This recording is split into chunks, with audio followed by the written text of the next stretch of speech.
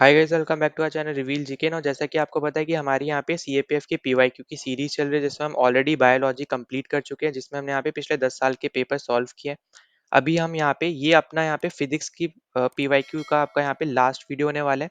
इससे पहले मैं आपको यहाँ पे 2 वीडियोस ऑलरेडी यहाँ पे करा चुका हूँ, जिसमें हमने यहाँ पे डिफरेंट टॉपिक्स के ऊपर पिछले 10 साल में जो भी आपको यहाँ पे उन टॉपिक्स के ऊपर क्वेश्चन आए थे वो हमने यहाँ पे सॉल्व किए थे। और इस पर्टिकुलर वीडियो में हम यहाँ पे फोकस करने वाले हैं ऑप्टिक्स पे और आपका यहाँ पे वेव्स जो आपका यहाँ पे चैप्टर है इसके ऊपर। तो इन दोनों टॉपिक्स के ऊपर जो भी आपके चैप्टर्स बनते हैं, उनके ऊपर जो भी आपके पीवाईक्यूज आए हैं सीएपीएफ में पिछले 10 साल में, उन सबको हम यहाँ पे सॉल्व करने वाले हैं।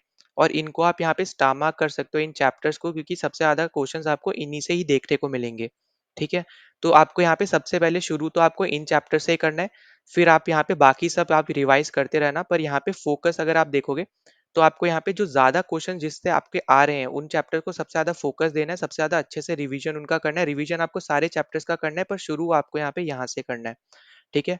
और इससे पहले कि अगर आपने वीडियोस नहीं देख रखे तो यहाँ पे मैं प्लेलिस्ट का लिंक आई बटन पे भी दे दूंगा, डिस्क्रिप्शन में भी डाल दूंगा यहाँ पे मैं सीए पे पीवाईक्यूज के अपने सीरीज का लिंक। तो वो जाके आप प्लेलिस्ट को सेव कर लेना, वहां पे जाके आप इजीली एक ही प्लेलिस्ट को फॉलो करना है आपको। तो उसी में यहाँ पे पहले हमने बायोलॉजी किया था, अब हम फिजिक्स कर रहे हैं, इसके बाद केमिस्ट्री करेंगे। तो हर एक सब्जेक्ट को हम यहाँ पे करने वाले हैं, पिछले 10 साल के सारे सब्जेक्ट के पीवाईक्यूज करने वाले हैं। तो हर एक वीडियो जो है आपको उसी एक सिंगल प्लेलिस्ट में आपको यहाँ पे देखने को मिल जाएगा, तो आपको अलग अलग प्लेलिस्ट को यहाँ पे सर्च नहीं करना पड़ेगा। ठीक है। तो उसको आप सेव कर लेना, लिंक आपको यहाँ पे डिस्क्रिप्शन में दे दूंगा। साथ ही साथ सीडीएस की पीवाईक्यू की सीरीज हमने यहाँ पे जो करी थी, तो वो भी आप जरूर देख के जाना, क्योंकि आपको पता है सीएपीएफ सीडीएस आपके यहाँ पे जो एग्जाम पैटर्न आपका सिमिलर है। जीके के पोर्शन की बात करेंगे तो सेम सिलेबस भी है आपका यहाँ पे। तो जो क्वेश्चन आपके इधर आते हैं वो उधर भी आते हैं, सेम टाइप के क्वेश्चन आते हैं, दोनों आपका यूपीएससी लेता है। तो आपको एक तरीके से वो बूस्ट मिलेगा, एक एक्स्ट्रा प्रैक्टिस भी हो जाएगी यहाँ पे। तो सीडीएस की पीवाईक्यूज भी जरूर देख के जाना। तो उसकी प्लेलिस्ट भी यहाँ पे मैं डिस्क्रिप्शन में मैं लिंक डाल दूंगा और आई बटन पे भी डाल दूंगा, तो उसके पीवाईक्यूज की भी सीरीज जरूर देख लेना। ठीक है। तो सबसे पहले हमने यहाँ पे इस पर्टिकुलर वीडियो में ऑप्टिक्स चैप्टर और वेव्स चैप्टर के रिलेटेड जो भी आपको यहाँ पे क्वेश्चंस आए हैं हम उनको सॉल्व करेंगे। नाउ सबसे पहले टॉपिक पे चलते हैं, जो कि हमारे यहाँ पे होने वाला है ऑप्टिक्स। तो यहाँ पे देखो, सबसे पहला क्वेश्चन आपको यहाँ क्या पूछा जा रहा है, तो ये 2021 में क्वेश्चन है। तो यहाँ पे आपसे बोल रहा है कि which one of the following statements with regard to short sighted person is correct. अब शॉर्ट साइटेड अगर आप यहाँ पे पढ़ रखा होगा आपने, यहाँ पे बेसिकली यहाँ पे डिफेक्शन की यहाँ पे बात हो रही है, जो भी आपकी बीमारी वगैरह होती है आंखों से रिलेटेड। तो उसमें आपने यहाँ पे शॉर्ट साइटेड वाले के बारे में अगर पढ़ा हो, तो ये आपकी होती है यहाँ पे मायोपिया। ठीक है। तो ये सब चीजें आपको यहाँ पे पता होना चाहिए कि मायोपिया आपको किस और नाम से हम लोग जानते हैं, क्योंकि आपको ये पूछा ही इसलिए गया, यहाँ पे डायरेक्ट मायोपिया नाम नहीं दिया है इन्होंने, यहाँ पे शॉर्ट साइटेड पर्सन आपको यहाँ पे बोल दिया एक तरीके से। तो आपको यहाँ पे बीमारी निकालनी है, पहचाननी है। वैसे ही आपका यहाँ पे एक दूसरा होता है जिसको हम यहाँ पे लॉन्ग साइटेडनेस बोलते हैं, वो आपका होता है यहाँ पे हाइपर मेट्रोपिया। ठीक है। तो यहाँ पे ये दो इंपॉर्टेंट चीजें जो आपको यहाँ पे क्लियरली इन दोनों के बीच में आपको यहाँ पे डिफरेंशिएट करना है। अब देखो, यहाँ पे अगर हम बात करते हैं मायोपिया के केस में, तो मायोपिया आपकी ऐसी बीमारी है जहाँ पे आपको पास की चीजें अगर हम बात करें तो आपको क्लियरली दिखती है। ठीक है। वो आपको कैसे दिखती है, क्लियरली दिखती है। पर जो अगर हम बात करें फार की, कोई भी बहुत दूर की ऑब्जेक्ट है, वो आपको यहाँ पे थोड़े ब्लर में दिखेंगे। ठीक है। तो बेसिकली एक ऐसी बीमारी है आपकी यहाँ पे, अगर आपने चश्मा नहीं पहन रखा है, ठीक है, तब भी हम लोग यहाँ पे बात कर रहे हैं। तो आपकी यहाँ पे आंखों की ऐसी बीमारी है जहाँ पे आपको पास की चीजें एकदम अच्छे से दिखती है, पर दूर की चीजें अच्छे से नहीं दिखती है। अब उसको करेक्ट करने के लिए आप अपने यहाँ पे चश्मा पहनते हो, और उस चश्मे में जो आप लेंस लगाओगे, वो आपका कौन सा लेंस होने वाला है, तो वो आपका लेंस होता है यहाँ पे कॉनकेव लेंस। ठीक है। तो ये सब इंपॉर्टेंट चीजें जो आपको यहाँ पे याद रखनी है, ये आपका है यहाँ पे मायोपिया का केस। ठीक है। आपका यहाँ पे जो हाइपर मेट्रोपिया है उसका एकदम रिवर्स हो जाएगा, तो वहां पे आपको पास की चीजें ब्लर दिखेंगी, दूर की एकदम अच्छे से दिखेंगी, और वहां पे जो आप लेंस यूज करोगे तो वो आपका होता है यहाँ पे कॉन्वेक्स लेंस। ठीक है। तो हम यहाँ पे अपने ऑप्शंस पढ़ लेते हैं, इतने से ही अपना यहाँ पे आंसर आ जाएगा। तो पहला आपसे बोल रहा है short sighted person sees the near object blur. अब देखो, यहाँ पे नियर ऑब्जेक्ट ब्लर बोल दिया, तो यहाँ पे डायरेक्ट ये गलत हो जाएगा, क्योंकि नियर ऑब्जेक्ट तो हमें यहाँ पे क्लियर दिखता है।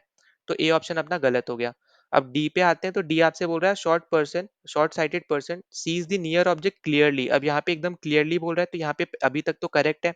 फिर आगे आपसे बोल रहा है बट डिस्टेंट ऑब्जेक्ट ब्लर। अब यहाँ तक भी एकदम करेक्ट है कि पास का आपको क्लियरली दिखता है, दूर का ब्लर दिखता है। पर उसके बाद इसने यहाँ पे बोल दिया कि convex lens is use to correct this defect. अब यहाँ पे कॉन्वेक्स लेंस यूज नहीं करते हम लोग, कॉनकेव लेंस यूज करते हैं। ठीक है। कॉन्वेक्स लेंस हम कब यूज करेंगे, जब हमें यहाँ पे हाइपर मेट्रोपिया हुआ होगा। आपका यहाँ पे कोई भी इंसान जिसको हाइपर मेट्रोपिया होगा, जिसको पास की चीज नहीं दिखती है, तो उस केस में यहाँ पे वो कॉन्वेक्स लेंस यूज करेगा। ठीक है। तो मायोपिया के केस में हम कॉन्वेक्स लेंस यूज नहीं करेंगे, तो यहाँ पे डी गलत हो जाएगा, यहाँ पे लेंस की वजह से। फिर सी ऑप्शन बोल रहा है short sighted person sees the near object blur. अब देखो यहाँ पे भी ये ब्लर आ गया, तो यहाँ पे ये भी गलत हो जाएगा, ठीक है, क्योंकि इन्होंने लेंस तो सही दे रखा था पर यहाँ पे ब्लर बोल दिया। अब यहाँ पे जो आपका बचा हुआ ऑप्शन है बी ऑप्शन, ये आपका करेक्ट हो जाएगा कि ये शॉर्ट साइटेड पर्सन है जो नियर ऑब्जेक्ट्स को क्लियरली देख सकता है, और डिस्टिंक्ट ऑब्जेक्ट मतलब जो बहुत ज्यादा दूर ऑब्जेक्ट्स है उनको यहाँ पे उसको वो ऑब्जेक्ट्स ब्लर दिखते हैं, ठीक है, मतलब धुंधला सा दिखता है। और फिर आगे आपसे बोल रखे हैं कि कॉनकेव लेंस आप यहाँ पे यूज करोगे करेक्ट करने के लिए इस पर्टिकुलर डिफेक्ट को। तो यहाँ पे एकदम करेक्ट स्टेटमेंट है आपकी है यहाँ पे।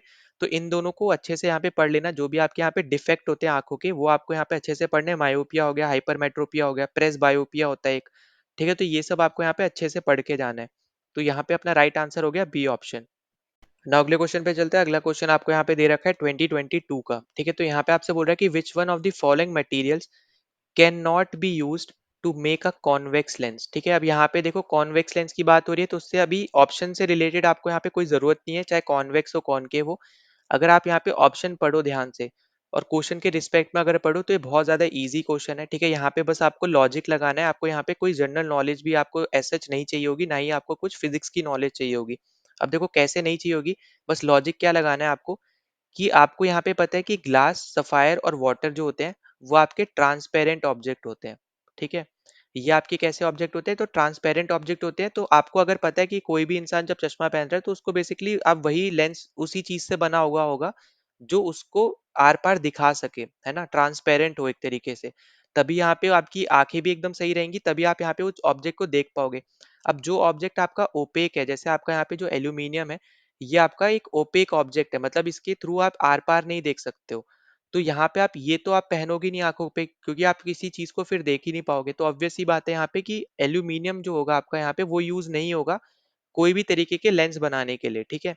तो यहाँ पे एकदम डायरेक्ट आपका एक तरीके से क्वेश्चन था, इसमें आपको कोई भी चीज जानने की जरूरत नहीं थी फिजिक्स के पॉइंट ऑफ व्यू से भी, बस डायरेक्ट आपको यहाँ पे लॉजिक लगाना था। अब देखो उसके अलावा भी आपके कुछ और ऑपेक ऑब्जेक्ट कैसे हो गए, जैसे वुड हो गया, लकड़ी वगैरह, या अगर आप करोगे तब आपको यहाँ पे होगा कोई मेटल हो गया, ठीक है, कोई दूसरा मेटल हो गया। फिर अगर आप यहाँ पे देखोगे इसके अलावा कोई कॉन्क्रीट वगैरह हो गया, मतलब जो भी आपकी ऐसी ऑब्जेक्ट है जिसके आप आर पार नहीं देख सकते, वो सब आपके यहाँ पे क्या होंगे, वो आप यूज नहीं करोगे कोई भी लेंस वगैरह बनाने के लिए, ठीक है।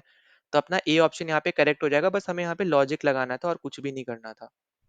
ना अगले क्वेश्चन पे चलते हैं। तो अगला क्वेश्चन आपको यहाँ पे 2019 में पूछ रखा है। तो यहाँ पे आपसे बोला है कि when a beam of white light is allowed to fall on a prism the maximum deviation of emerging light occurs for. अब देखो अगर आपको पता हो कि जब यहाँ पे कोई भी प्रिज्म पे व्हाइट लाइट जब पड़ती है तो आपके यहाँ पे 7 कलर निकलते हैं। अब 7 कलर कौन से होते हैं, वो आपका होता है यहाँ पे VIB, फिर होता है GYOR, ठीक है, विव ग्योर, मतलब यहाँ पे ये आपका हो गया यहाँ पे वायलेट, ठीक है, ये आपका हो गया यहाँ पे इंडिगो, ठीक, ये आपका हो गया यहाँ पे ब्लू, इधर ये है आपका यहाँ पे ग्रीन, वाई से आपका यहाँ पे येलो, ओ से आपका है यहाँ पे ऑरेंज, और आर से आपका है यहाँ पे रेड। तो ये 7 कलर बेसिकली आपके यहाँ पे निकलते हैं, तो ये चीज आपको यहाँ पे याद रखनी है। और रेनबो का अगर आप पैटर्न भी देखोगे तो वो भी आपका यहाँ पे यही 7 कलर ही होते हैं, ठीक है, रेनबो के पैटर्न में भी। तो यहाँ पे आपको क्या चीज याद रखनी है, तो यहाँ पे देखो जो आपका वायलेट है और जो आपका यहाँ पे रेड है, ठीक है, सब खेल इन्हीं दोनों कलर्स का है। तो सबसे पहली चीज, अगर हम वायलेट की बात करेंगे तो हमें यहाँ पे ज्यादा रिफ्रैक्टिव इंडेक्स हमें यहाँ पे हाई देखने को मिलता है इस केस में, ठीक है, और यहाँ पे हमें लो रिफ्रैक्टिव इंडेक्स देखने को मिलता है, ठीक है, ये चीज याद रखनी है। फिर इसके अलावा अगर हम बात करें तो यहाँ पे हमें लो वेवलेंथ देखने को मिलती है, इसकी वेवलेंथ बहुत कम होगी, ठीक है, बहुत ज्यादा दूर तक यहाँ पे कलर हमें दिखाई नहीं देगा। अगर हम बहुत ज्यादा दूर खड़े होंगे और कहीं से कोई व्हाइट कलर की लाइट अगर हमें फेंक रहा होगा हमारी तरफ, तो हमें वो चीज क्लियरली नहीं दिखेगी, ठीक। वहीं पे अगर हम रेड की बात करते हैं तो रेड की हाई वेवलेंथ होती है। अगर आपने नोटिस किया हो कि जितने भी आपके डेंजर साइंस होते हैं, ठीक है, वो सब आपके यहाँ पे रेड कलर के मार्किंग से ही बने हुए होते हैं। तो क्या, ताकि हमें यहाँ पे दूर तक बेसिकली हमें यहाँ पे वो साइंस नजर आए, ठीक है। तो रेड आपका यहाँ पे एक तरीके से हाई वेवलेंथ यहाँ पे होती है रेड की। अब यहाँ पे आपसे बोला है डेविएशन के केस में, ठीक है, तो डेविएशन की अगर हम बात करें तो इस केस में भी आपका जो मैक्सिमम डेविएशन होगा वो आपका होता है यहाँ पे वायलेट का, ठीक है, कौन दूर तक डेविएट हो सकता है, ठीक है, तो वो आपका यहाँ पे कौन सा होता है, वो आपका होता है यहाँ पे वायलेट। तो ये है आपका यहाँ पे हाई या फिर आप बोलो मैक्सिमम, और यहाँ पे आपको देखने को मिलता है लो डेविएशन, ठीक है। तो ये 3 पॉइंट आपको यहाँ पे याद रखने हैं इसके केस में, तो इसके थ्रू आप यहाँ पे इजिली इसका आंसर निकाल पाओगे। तो यहाँ पे तो अपना हो गया यहाँ पे कि मैक्सिमम डेविएशन किसका होता है, तो वो हमने अभी अभी निकाला, वो होता है आपका यहाँ पे वायलेट लाइट का। ठीक है, तो देखो ब्लू येलो इन सब का अगर आपको ये वायलेट और रेड नहीं दिए होते तो उस केस में यहाँ पे आप इसको कंपेयर करते, पर अगर आपको ऑप्शन में वायलेट दे रखा है, रेड दे रखा है, उसके केस पे फिर अगर आपसे बोला जा रहा है तो ज्यादातर आपके आंसर वायलेट या रेड के ऊपर ही डिपेंड रहेंगे। ठीक है, अगर आपको वायलेट रेड नहीं दिया होता, बाकी के बीच के कलर दिए होते, तो आपको ये पैटर्न का फॉर्मेशन पता होना चाहिए था कि पहले आपका वायलेट आता है, इंडिगो आता है, फिर ब्लू आता है, फिर ग्रीन, फिर येलो, फिर ऑरेंज, फिर रेड। तो इसलिए आपको ये 7 कलर इसी फॉर्मेट में इसी तरीके से आपको यहाँ पे याद रखने हैं। ठीक है, तो यहाँ पे तो अपना राइट आंसर हो गया यहाँ पे violet light, B option. Now अगले क्वेश्चन पे चलते हैं। तो अगला क्वेश्चन आपको यहाँ पे पूछ रखा है 2021 से। तो यहाँ पे आपसे बोला है एक ऑब्जेक्ट है आपका जो आपने प्लेस किया है यहाँ पे 10 सेंटीमीटर पे in front of a lens. The image formed is real inverted end of same size. ठीक है, सेम साइज भी बन रहा है, रियल भी बन रही है, इन्वर्टेड भी बन रही है। As the object what is the focal length and nature of the lens. आपको नेचर बताना है कि आप यहाँ पे क्या लेंस का नेचर है, मतलब कॉन्वेक्स होगा अगर यहाँ पे, अगर हम देखो यहाँ पे, अच्छा यहाँ पे पहले मैं पहले बता दे रहा हूँ आपको। तो देखो जब हम यहाँ पे लेंस की बात करते हैं, ठीक है, तो आपको यहाँ पे पता है एक होता है आपके पास यहाँ पे कॉनकेव लेंस और एक है आपके पास यहाँ पे कॉन्वेक्स लेंस। ठीक है, तो कॉनकेव लेंस हो गया आपके पास और एक हो गया आपके पास यहाँ पे कॉन्वेक्स। ठीक, तो जो कॉन्वेक्स होता है ये आपका होता है यहाँ पे कन्वर्जिंग। ठीक है, ये चीज आपको यहाँ पे याद रखनी है। जो कॉनकेव होता है ये होता है आपका यहाँ पे डाइवर्जिंग। ठीक है, डाइवर्जिंग। तो ये दोनों पॉइंट आपको यहाँ पे सबसे ज्यादा अच्छे से यहाँ पे याद रखने हैं। अब देखो यहाँ पे हम लेंस की बात कर रहे हैं, ये पॉइंट भी आपको यहाँ पे याद रखना है, क्योंकि अगर हम यहाँ पे मिरर की बात करेंगे तो यहाँ पे ये केस अपोजिट हो जाएगा। तो मिरर के केस में जो आपका कॉनकेव मिरर होता है वो आपका कन्वर्जिंग होता है, और कॉन्वेक्स मिरर जो होता है वो डाइवर्जिंग होता है। ठीक है, तो दोनों के केस में आपको दोनों ही मिरर और लेंस में दोनों ही आपको कॉनकेव कॉन्वेक्स देखने को मिलते हैं। बस फर्क यहाँ पे होता है कि आपका यहाँ पे जो लेंस में डाइवर्जिंग है वो मिरर के केस में कन्वर्जिंग हो जाएगा। ठीक है, ऐसे वाइस वर्सा हो जाएगा। तो यहाँ पे ये चीज याद रखना, पहली चीज। अब इसके बाद आपको यहाँ पे कॉन्वेक्स की अगर हम यहाँ पे बात करते हैं तो कॉन्वेक्स आपका कन्वर्जिंग होता है। ठीक है, तो यहाँ पे आपके 6 कंडीशंस बनते हैं। ठीक है, 6 तरीके से आप बोल सकते हो कि आप ऑब्जेक्ट को प्लेस कर सकते हो। और यहाँ पे एक दूसरी चीज याद रखना कि कॉन्वेक्स की जब हम बात करेंगे तो कुछ इस शेप का आपका यहाँ पे लेंस होगा।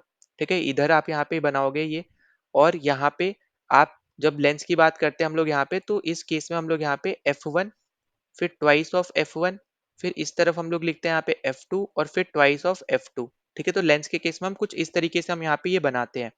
ठीक, अब देखो यहाँ पे पहले मैं ये 6 कंडीशन बता रहा हूँ, उसके बाद फिर मैं यहाँ पे वापस इस डायग्राम पे आऊंगा। ठीक है, अब देखो जब हम बात करेंगे यहाँ पे सबसे पहला आपका यहाँ पे आ जाएगा ऑब्जेक्ट की क्या पोजीशन है, फिर इमेज की क्या पोजीशन है। ठीक है, और फिर यहाँ पे नेचर क्या है यहाँ पे इमेज का, और फिर साइज क्या है यहाँ पे इमेज का। ठीक है, तो यहाँ पे ये दोनों ही चीज बेसिकली आपकी इमेज से रिलेटेड है। ठीक है, और यहाँ पे ये इमेज की पोजीशन है, फिर यहाँ पे ये ऑब्जेक्ट की पोजीशन है। ठीक, अब देखो ऑब्जेक्ट का पहला पोजीशन होता है कि आप यहाँ पे इन्फिनिटी पे रख सकते हो। इन्फिनिटी मतलब इस तरफ। ठीक है, फ्रंट साइड ऑफ लेंस मतलब हो गया यहाँ पे इस तरफ। ठीक है, ये चीज आपको यहाँ पे याद रखनी है कि इस तरफ में आप रखोगे लेफ्ट साइड में। ठीक है, इस तरफ में। तो इन्फिनिटी में जब रखा मतलब यहाँ पे ट्वाइस ऑफ एफ से भी उस तरफ में रखा। ठीक है, पहला कंडीशन। दूसरा आपका यहाँ पे होता है कि इन्फिनिटी और ट्वाइस ऑफ एफ के बीच में रख दिया। फिर एक होता है आपके पास ट्वाइस ऑफ एफ और F1 के बीच में रख दिया। आपका यहाँ पे पहले आएगा ट्वाइस ऑफ एफ। ठीक है, देखो किस तरीके से आप बेसिकली यहाँ पे इनको याद रख सकते हो। पहले आपने इन्फिनिटी पे रखा, फिर इन्फिनिटी और इस पॉइंट के बीच में रखा, फिर आपने इस पॉइंट पे रखा। ठीक है, तो यहाँ पे क्या आ गया ट्वाइस ऑफ F1। फिर आपने इस पॉइंट और F1 के बीच में रखा, तो यहाँ पे आ जाएगा ट्वाइस ऑफ F1 और F1 के बीच में रखा। फिर आपने रखा F1 पे। ठीक है, मतलब आप यहाँ पे एक एक स्टेप आप आगे बढ़ रहे हो लेंस की तरफ। अगर आप यहाँ पे ध्यान से देखो, पहले इन्फिनिटी पे रखा, इन्फिनिटी के और इसके बीच में रखा, फिर दूसरे स्टेप में, तीसरे पे आपने इसी पॉइंट पे रख दिया, चौथे स्टेप में आपने इन दोनों पॉइंट के बीच में रखा यहाँ पे कहीं, फिर अगले पॉइंट में आपने यहाँ पे F1 पे रख दिया। ठीक, अब उसके बाद आप यहाँ पे F1 और यहाँ पे O जो है आपका उसके बीच में आप रखोगे। ठीक है, तो यहाँ पे F1 और O के बीच में रखा, तो ये बेसिकली आपकी यहाँ पे ये 1 2 3 4 5 और ये छठी कंडीशन। ठीक है, तो ये 6 कंडीशन बनती है। अब यहाँ पे जब आपने इन्फिनिटी पे रखते हो तो आपकी इमेज बनती है F2 पे। जब आप यहाँ पे इन्फिनिटी और ट्वाइस ऑफ F1 पे रखते हो तो आपकी इमेज बनती है यहाँ पे F2 और ट्वाइस ऑफ F2 पे। अब आप अगर यहाँ पे ध्यान से देखो, तो यहाँ पे भी जो आपकी इमेज बन रही है ना वो एक एक आगे जा रही है। ठीक है, पहले में आपकी यहाँ बनी, दूसरे में आपकी यहाँ बनी इन दोनों पॉइंट्स के बीच में, तीसरे की आपकी इस पॉइंट के ऊपर बनी, चौथे की आपकी इस पॉइंट और इन्फिनिटी के बीच में बनी, फिर अगले पॉइंट में आपकी यहाँ पे इन्फिनिटी पे बन गई। तो अगर आप यहाँ पे इजीली इसको याद रख सकते हो कि एक एक करके आपको यहाँ पे आगे की तरफ बढ़ना है और यहाँ पे इजीली आप इसको नोट डाउन कर सकते हो, ठीक है। तो अगला यहाँ पे हो जाएगा ट्वाइस ऑफ F2, फिर इससे अगला यहाँ पे हो जाएगा twice of F2 and infinity, फिर अगला आपका है यहाँ पे इन्फिनिटी। फिर उसके बाद अगर हम यहाँ पे बात करते हैं तो देखो F1 और आपका यहाँ पे जो O है, अगर उस पे उसके बीच में कहीं पे बनती है तो सेम साइड में आपको देखने को मिलेगा आपकी ऑब्जेक्ट की इमेज बनती है, ठीक है। मतलब इसी तरफ में आपकी ऑब्जेक्ट की इमेज बनेगी लेफ्ट हैंड साइड में, ठीक है। तो सेम साइड में आपकी यहाँ पे बनती है, ठीक है। बाकी सबकी आपकी इधर बन रही थी, पर लास्ट वाले केस में आपकी इमेज इस साइड ही बनेगी। और अगर हम यहाँ पे बात करें तो यहाँ पे जो ये ऊपर की यहाँ पे सारी कंडीशंस है, तो यहाँ पे जो इमेज बनती है आपकी बनती है यहाँ पे रियल एंड इन्वर्टेड, ठीक है। रियल एंड इन्वर्टेड, और लास्ट वाले में आपकी बनती है वर्चुअल एंड इरेक्ट, ठीक है। तो लास्ट वाले में आपकी कैसी बनती है, वर्चुअल एंड इरेक्ट बनती है, ठीक है। तो ये चीज याद रखना। अब आपको यहाँ पे देखो क्या दे रखा है कि रियल बन रही है और इन्वर्टेड बन रही है, तो मतलब हमारा यहाँ पे लास्ट तो ऑप्शन होने नहीं वाला, पहली चीज, ठीक है। उसके बाद अगर हम यहाँ पे ध्यान से देखें सेम साइज, ठीक है। अब यहाँ पे देखो साइज की मैं बात कर रहा हूँ, तो यहाँ पे ये जो होगी आपकी यहाँ पे ये हाईली डिमिनिश्ड होगी, मतलब यहाँ पे अगर हम देखेंगे तो बहुत ज्यादा छोटी इमेज बनेगी, ठीक है। डिमिनिश्ड इमेज मतलब हो गया आपकी बहुत ज्यादा छोटी इमेज बनेगी, ठीक है। डिमिनिश्ड इमेज जो होगी आपकी, ये आपकी कैसी होगी, आपकी बहुत ज्यादा छोटी हो गई। फिर आपकी हो गई यहाँ पे डिमिनिश्ड, ठीक है। फिर ये आपकी कैसी बन गई यहाँ पे, ये आपकी बन गई यहाँ पे डिमिनिश्ड इमेज। फिर यहाँ पे नेक्स्ट आपकी यहाँ पे आ जाएगी तीसरे कंडीशन पे, वो होगी आपकी यहाँ पे सेम साइज। मतलब अगर आप यहाँ पे ध्यान से देखो तो सबसे पहले बहुत ज्यादा छोटी इमेज, फिर छोटी इमेज, फिर सेम साइज की, फिर थोड़ी बड़ी इमेज, फिर सबसे ज्यादा बड़ी इमेज, और फिर उसके बाद आपकी यहाँ पे जो लास्ट ऑप्शन होगा यहाँ पे बड़ी इमेज, ठीक है, मतलब मैग्नीफाइड। ये आपका हो गया यहाँ पे मैग्नीफाइड, ठीक है। तो यहाँ पे मैं ये सही सही से लिख दे रहा हूँ यहाँ पे डिमिनिश्ड को, एक सेकेंड देना, ठीक है। तो यहाँ पे अपनी यहाँ पे क्या बन रही है, यहाँ पे हाईली डिमिनिश्ड बन रही है, ठीक है। और यहाँ पे कैसी बन रही है, यहाँ पे डिमिनिश बन रही है, मतलब यहाँ पे पहले वाले से थोड़ी सी बड़ी इमेज बन रही है, ठीक है, पर अभी भी वो छोटी इमेज ही है। फिर सेम साइज मतलब हो गया कि जितना बड़ा आपकी ऑब्जेक्ट है उतनी ही बड़ी आपकी इमेज बन रही है। तो यहाँ पे आपको क्लियरली देखने को मिलेगा कि सेम साइज बन रहा है, मतलब आपका जो ऑब्जेक्ट रखा जा रहा है वो बेसिकली आपका ट्वाइस ऑफ F1 पे रखा जा रहा है, ठीक है। तो यहाँ से हमें ये चीज पता चल गई, अगर आपको ये 6 कंडीशन पता होती तो आप यहाँ पे ये चीज निकाल सकते थे, ठीक।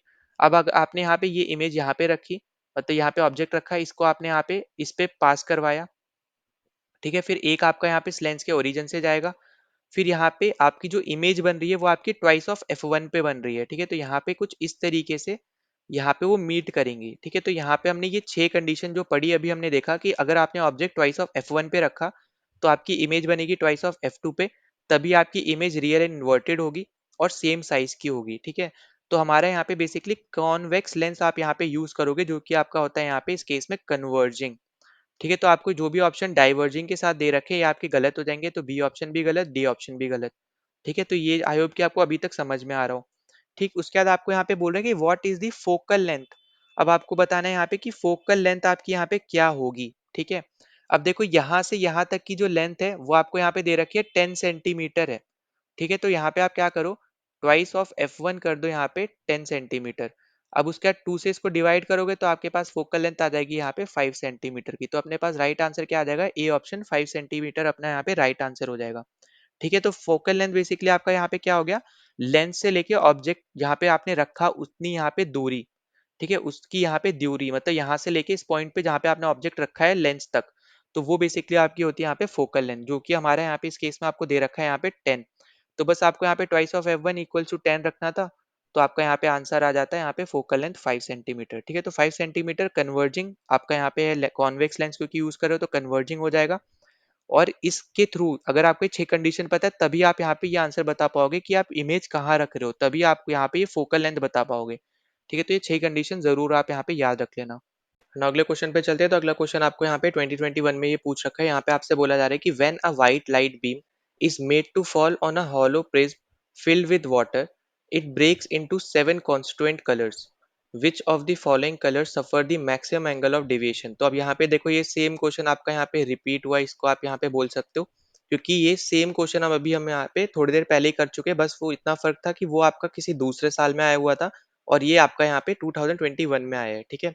तो आप यहाँ पे क्लियरली देख पाओगे कि क्वेश्चन आपके यहाँ पे रिपीट भी होते हैं, ठीक है। तो ये भी आपको यहाँ पे याद रखना है।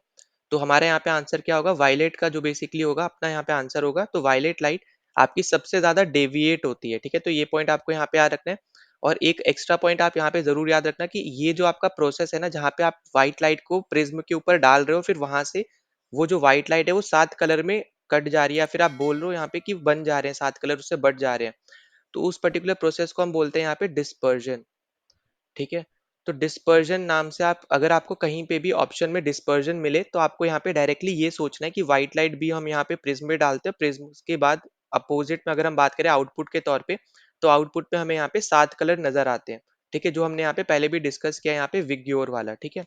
तो यहाँ पे ये चीज़ डिस्कस कर रखी है हमने यहाँ पे ये, ठीक है? तो ये दोनों चीज़ आपको यहाँ पे याद रखनी है। तो ये 7 कलर आपके बनते हैं violet, indigo, blue, green, yellow, orange और रेड। तो यही सेम कलर आपको यहाँ पे रेनबो में भी देखने को मिलते हैं, तो ये भी पॉइंट आपको यहाँ पे याद रखना है। और इस पर्टिकुलर क्वेश्चन का अपना यहाँ पे आंसर हो जाएगा B option violet. No next question आपको यहाँ पे 2022 में पूछ रखा है। यहाँ पे आपसे बोला जा रहा है the optical phenomenon responsible for blue colour of sky. जो आप यहाँ पे बेसिकली स्काई को ब्लू कलर में आप यहाँ पे देखते हो, तो आपसे ये पूछा जा रहा है कि ये हम यहाँ पे कौन से प्रोसेस के थ्रू, किस पर्टिकुलर प्रोसेस की वजह से हम यहाँ पे अपने स्काई को ब्लू कलर की कलर में यहाँ पे देखते हैं। तो देखो यहाँ पे डिस्पर्जन हम ऑलरेडी डिस्कस कर चुके हैं। यहाँ पे आपको हमेशा याद रखना है यहाँ पे कि व्हाइट लाइट ऑफ आपने यहाँ पे बीम, आपने यहाँ पे व्हाइट लाइट ऑफ बीम आपने बेसिकली यहाँ पे डाली प्रिज्म पे, और फिर आपके यहाँ पे जो 7 कलर बनते हैं, तो उसमें आपको यहाँ पे डिस्पर्जन बेसिकली इसका यहाँ पे आंसर नहीं होगा, ठीक है? आपका जो आंसर होगा वो आपका होगा यहाँ पे स्कैटरिंग ऑफ लाइट। तो डी ऑप्शन आपका यहाँ पे करेक्ट है। अब देखो स्कैटरिंग ऑफ लाइट आपका बेसिकली है क्या? जैसे आपको पता है कि सनलाइट आपकी अर्थ की तरफ आती है, तो एटमॉस्फेयर में बहुत ज़्यादा आपके डस्ट पार्टिकल्स प्रेजेंट होते हैं, ठीक है? हमारे अर्थ के एटमॉस्फेयर में बहुत ज़्यादा आपके यहाँ पे बोल सकते हो डस्ट पार्टिकल्स प्रेजेंट होते हैं, जो कि उस लाइट को एब्जॉर्ब करते हैं और फिर वो किसी दूसरे डायरेक्शन में उसको यहाँ पे निकालते हैं, ठीक है? जैसे मान लो यहाँ पे कि ये कुछ आपके यहाँ पे डस्ट पार्टिकल्स है। अब जैसे आपकी यहाँ पे सनलाइट आई, अब इसने यहाँ पे एब्जॉर्ब इस पर्टिकुलर डायरेक्शन से किया है, पर यहाँ पे वो उसको उस पर्टिकुलर लाइट को जो इसने एब्जॉर्ब किया उसको यहाँ पे निकालेगा, एग्जिट उसने यहाँ से किया। तो ये आपका जो बेसिकली एक इफेक्ट होता है, आपको यहाँ पे पता होगा। तो इसको हम लोग यहाँ पे क्या बोलते हैं? इसको हम लोग यहाँ पे बोलते हैं टिंडल इफेक्ट, ठीक है? तो टिंडल इफेक्ट आपको जैसे पता होगा कि आपके यहाँ पे जो लाइट बेसिकली होती है, यहाँ पे स्कैटरिंग ऑफ लाइट जो आपकी होती है आपको देखने को मिलती है यहाँ पे पार्टिकल्स के थ्रू। तो इसका जो पाथ होता है ये आपका जिगजैग फ्लो में होता है, ठीक है? कभी यहाँ पे जा रहा होगा, यहाँ पे जा रहा होगा, इस तरीके से आपको यहाँ पे पाथ देखने को मिलेगा, तो इसलिए हम लोग इसको बोलते हैं जिगजैग फ्लो। तो स्कैटरिंग ऑफ लाइट आपका यहाँ पे जो होगा वो आपका बेसिकली इसका आंसर होने वाला है, क्योंकि जो आपका ब्लू कलर होता है वो सबसे ज्यादा स्कैटर करता है, ठीक है? और सबसे लीस्ट आपका कौन सा होता है? तो यहाँ पे मैं वो भी लिख दे रहा हूँ ताकि अगर आपको डायरेक्ट ऐसे कहीं क्वेश्चन आ जाए, तो लीस्ट आपका होता है सबसे ज्यादा, वो होता है आपका यहाँ पे रेड, ठीक है? तो ये 2 पॉइंट आपको यहाँ पे याद रखने हैं कि सबसे ज्यादा आपका जो स्कैटर कलर होता है वो आपका होता है ब्लू, और सबसे कम होता है आपका यहाँ पे रेड, ठीक है? तभी आप यहाँ पे जैसे देखोगे डेंजर साइन वगैरह में, तो हम लोग यही वगैरह हम यहाँ पे रेड कलर ही ज्यादातर यूज करते हैं, ठीक है? क्योंकि वो स्कैटर कम होता है, हमें यहाँ पे क्लियरली दिखाई देगा, जो भी यहाँ पे उस पर्टिकुलर डिजाइन में आप जो भी बनाओगे उस कलर के थ्रू, वो हमें यहाँ पे क्लियरली दिखाई देगा, ठीक है? अब उसके बाद नेक्स्ट अपने पास यहाँ पे आ जाते हैं रिफ्रैक्शन एंड रिफ्लेक्शन। अब देखो रिफ्लेक्शन की अगर हम यहाँ पे बात करें, आपको जैसे पता होगा आपके पास एक स्मूथ सरफेस है, आपने एक इंसिडेंट रे डाली, ठीक है? और इतना जितना एंगल आपका यहाँ पे थीटा ऑफ आई है, उतना ही एंगल आपका यहाँ पे थीटा ऑफ आर रहता है, ठीक है? तो यहाँ पे ये आपका है थीटा ऑफ आई, जो कि आपका ये एंगल रहेगा, और यहाँ पे थीटा ऑफ आर जो है वो आपका यहाँ पे ये एंगल रहेगा, ठीक है? और बीच से आपकी निकलती है यहाँ पे नॉर्मल, ठीक है? तो ये 2 पॉइंट आपको यहाँ पे याद रखने हैं। ये हो गया आपका यहाँ पे आई, थीटा ऑफ आई जो मैं यहाँ पे बता रहा हूँ, और ये हो गया आपका आर, ठीक है? तो यहाँ पे ये एंगल्स आपको यहाँ पे याद रखने हैं। तो बेसिकली जो आपका एंगल ऑफ जो आपका रिफ्रैक्शन है, रिफ्लेक्शन है, तो रिफ्लेक्शन में आपका क्या होता है कि जो आपका आई होता है वो आपका यहाँ पे इक्वल होता है आर के। इसका कहने का मतलब क्या है कि एंगल ऑफ इंसिडेंस जितना होगा, मान लो 45 डिग्री आपका एंगल ऑफ इंसिडेंस है, तो एंगल ऑफ रिफ्लेक्शन भी आपका यहाँ पे 45 डिग्री ही रहेगा, ठीक है?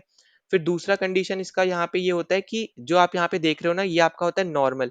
तो नॉर्मल हो गया, आपका एंगल ऑफ रिफ्लेक्शन हो गया, एंगल ऑफ आपका यहाँ एंगल ऑफ इंसिडेंस हो गया, एंगल ऑफ रिफ्लेक्शन हो गया, तो तीनों ही आपको सेम प्लेन पे ही नजर आएंगे, ठीक है? तो तीनों आपको किस प्लेन पे नजर आएंगे? यहाँ पे एक ही प्लेन होगा जहाँ पे आपको तीनों नजर आते हैं, तभी हम यहाँ पे उस पर्टिकुलर चीज को क्या बोलेंगे? हम लोग यहाँ पे बोलेंगे रिफ्लेक्शन, ठीक है? अब उसके बाद नेक्स्ट अपने पास यहाँ पे आ जाते हैं रिफ्रैक्शन का केस। अब देखो रिफ्रैक्शन की अगर हम यहाँ पे बात करें, तो यहाँ पे मान लो ये अपने पास एक पर्टिकुलर बाउंड्री है। यहाँ पे हम मान लेते हैं यहाँ पे एयर है, और यहाँ पे हम ले लेते हैं, जैसे मान लो हम लोग ले रहे हैं यहाँ पे ग्लास है, ठीक है? अब यहाँ पे ये दो सेपरेट मीडियम है, ठीक है? यहाँ पे याद रखना है ये आपका एयर एक मीडियम है, ग्लास एक मीडियम है। तो यहाँ पे आपने एक नॉर्मल ड्रॉ किया, ठीक है? आपने यहाँ पे एंगल ऑफ इंसिडेंट डाला, पर यहाँ पे जो एंगल ऑफ आर आएगा ना वो आपका जो ग्लास की तरफ निकलेगा, ठीक है, पर वो उसका जो आई होगा वो आपका यहाँ पे छोटा या बड़ा होगा, ठीक है, आर से। मतलब कहने का क्या है, जैसे आपका ये हो गया आपका यहाँ पे एंगल ऑफ इंसिडेंस, ठीक है।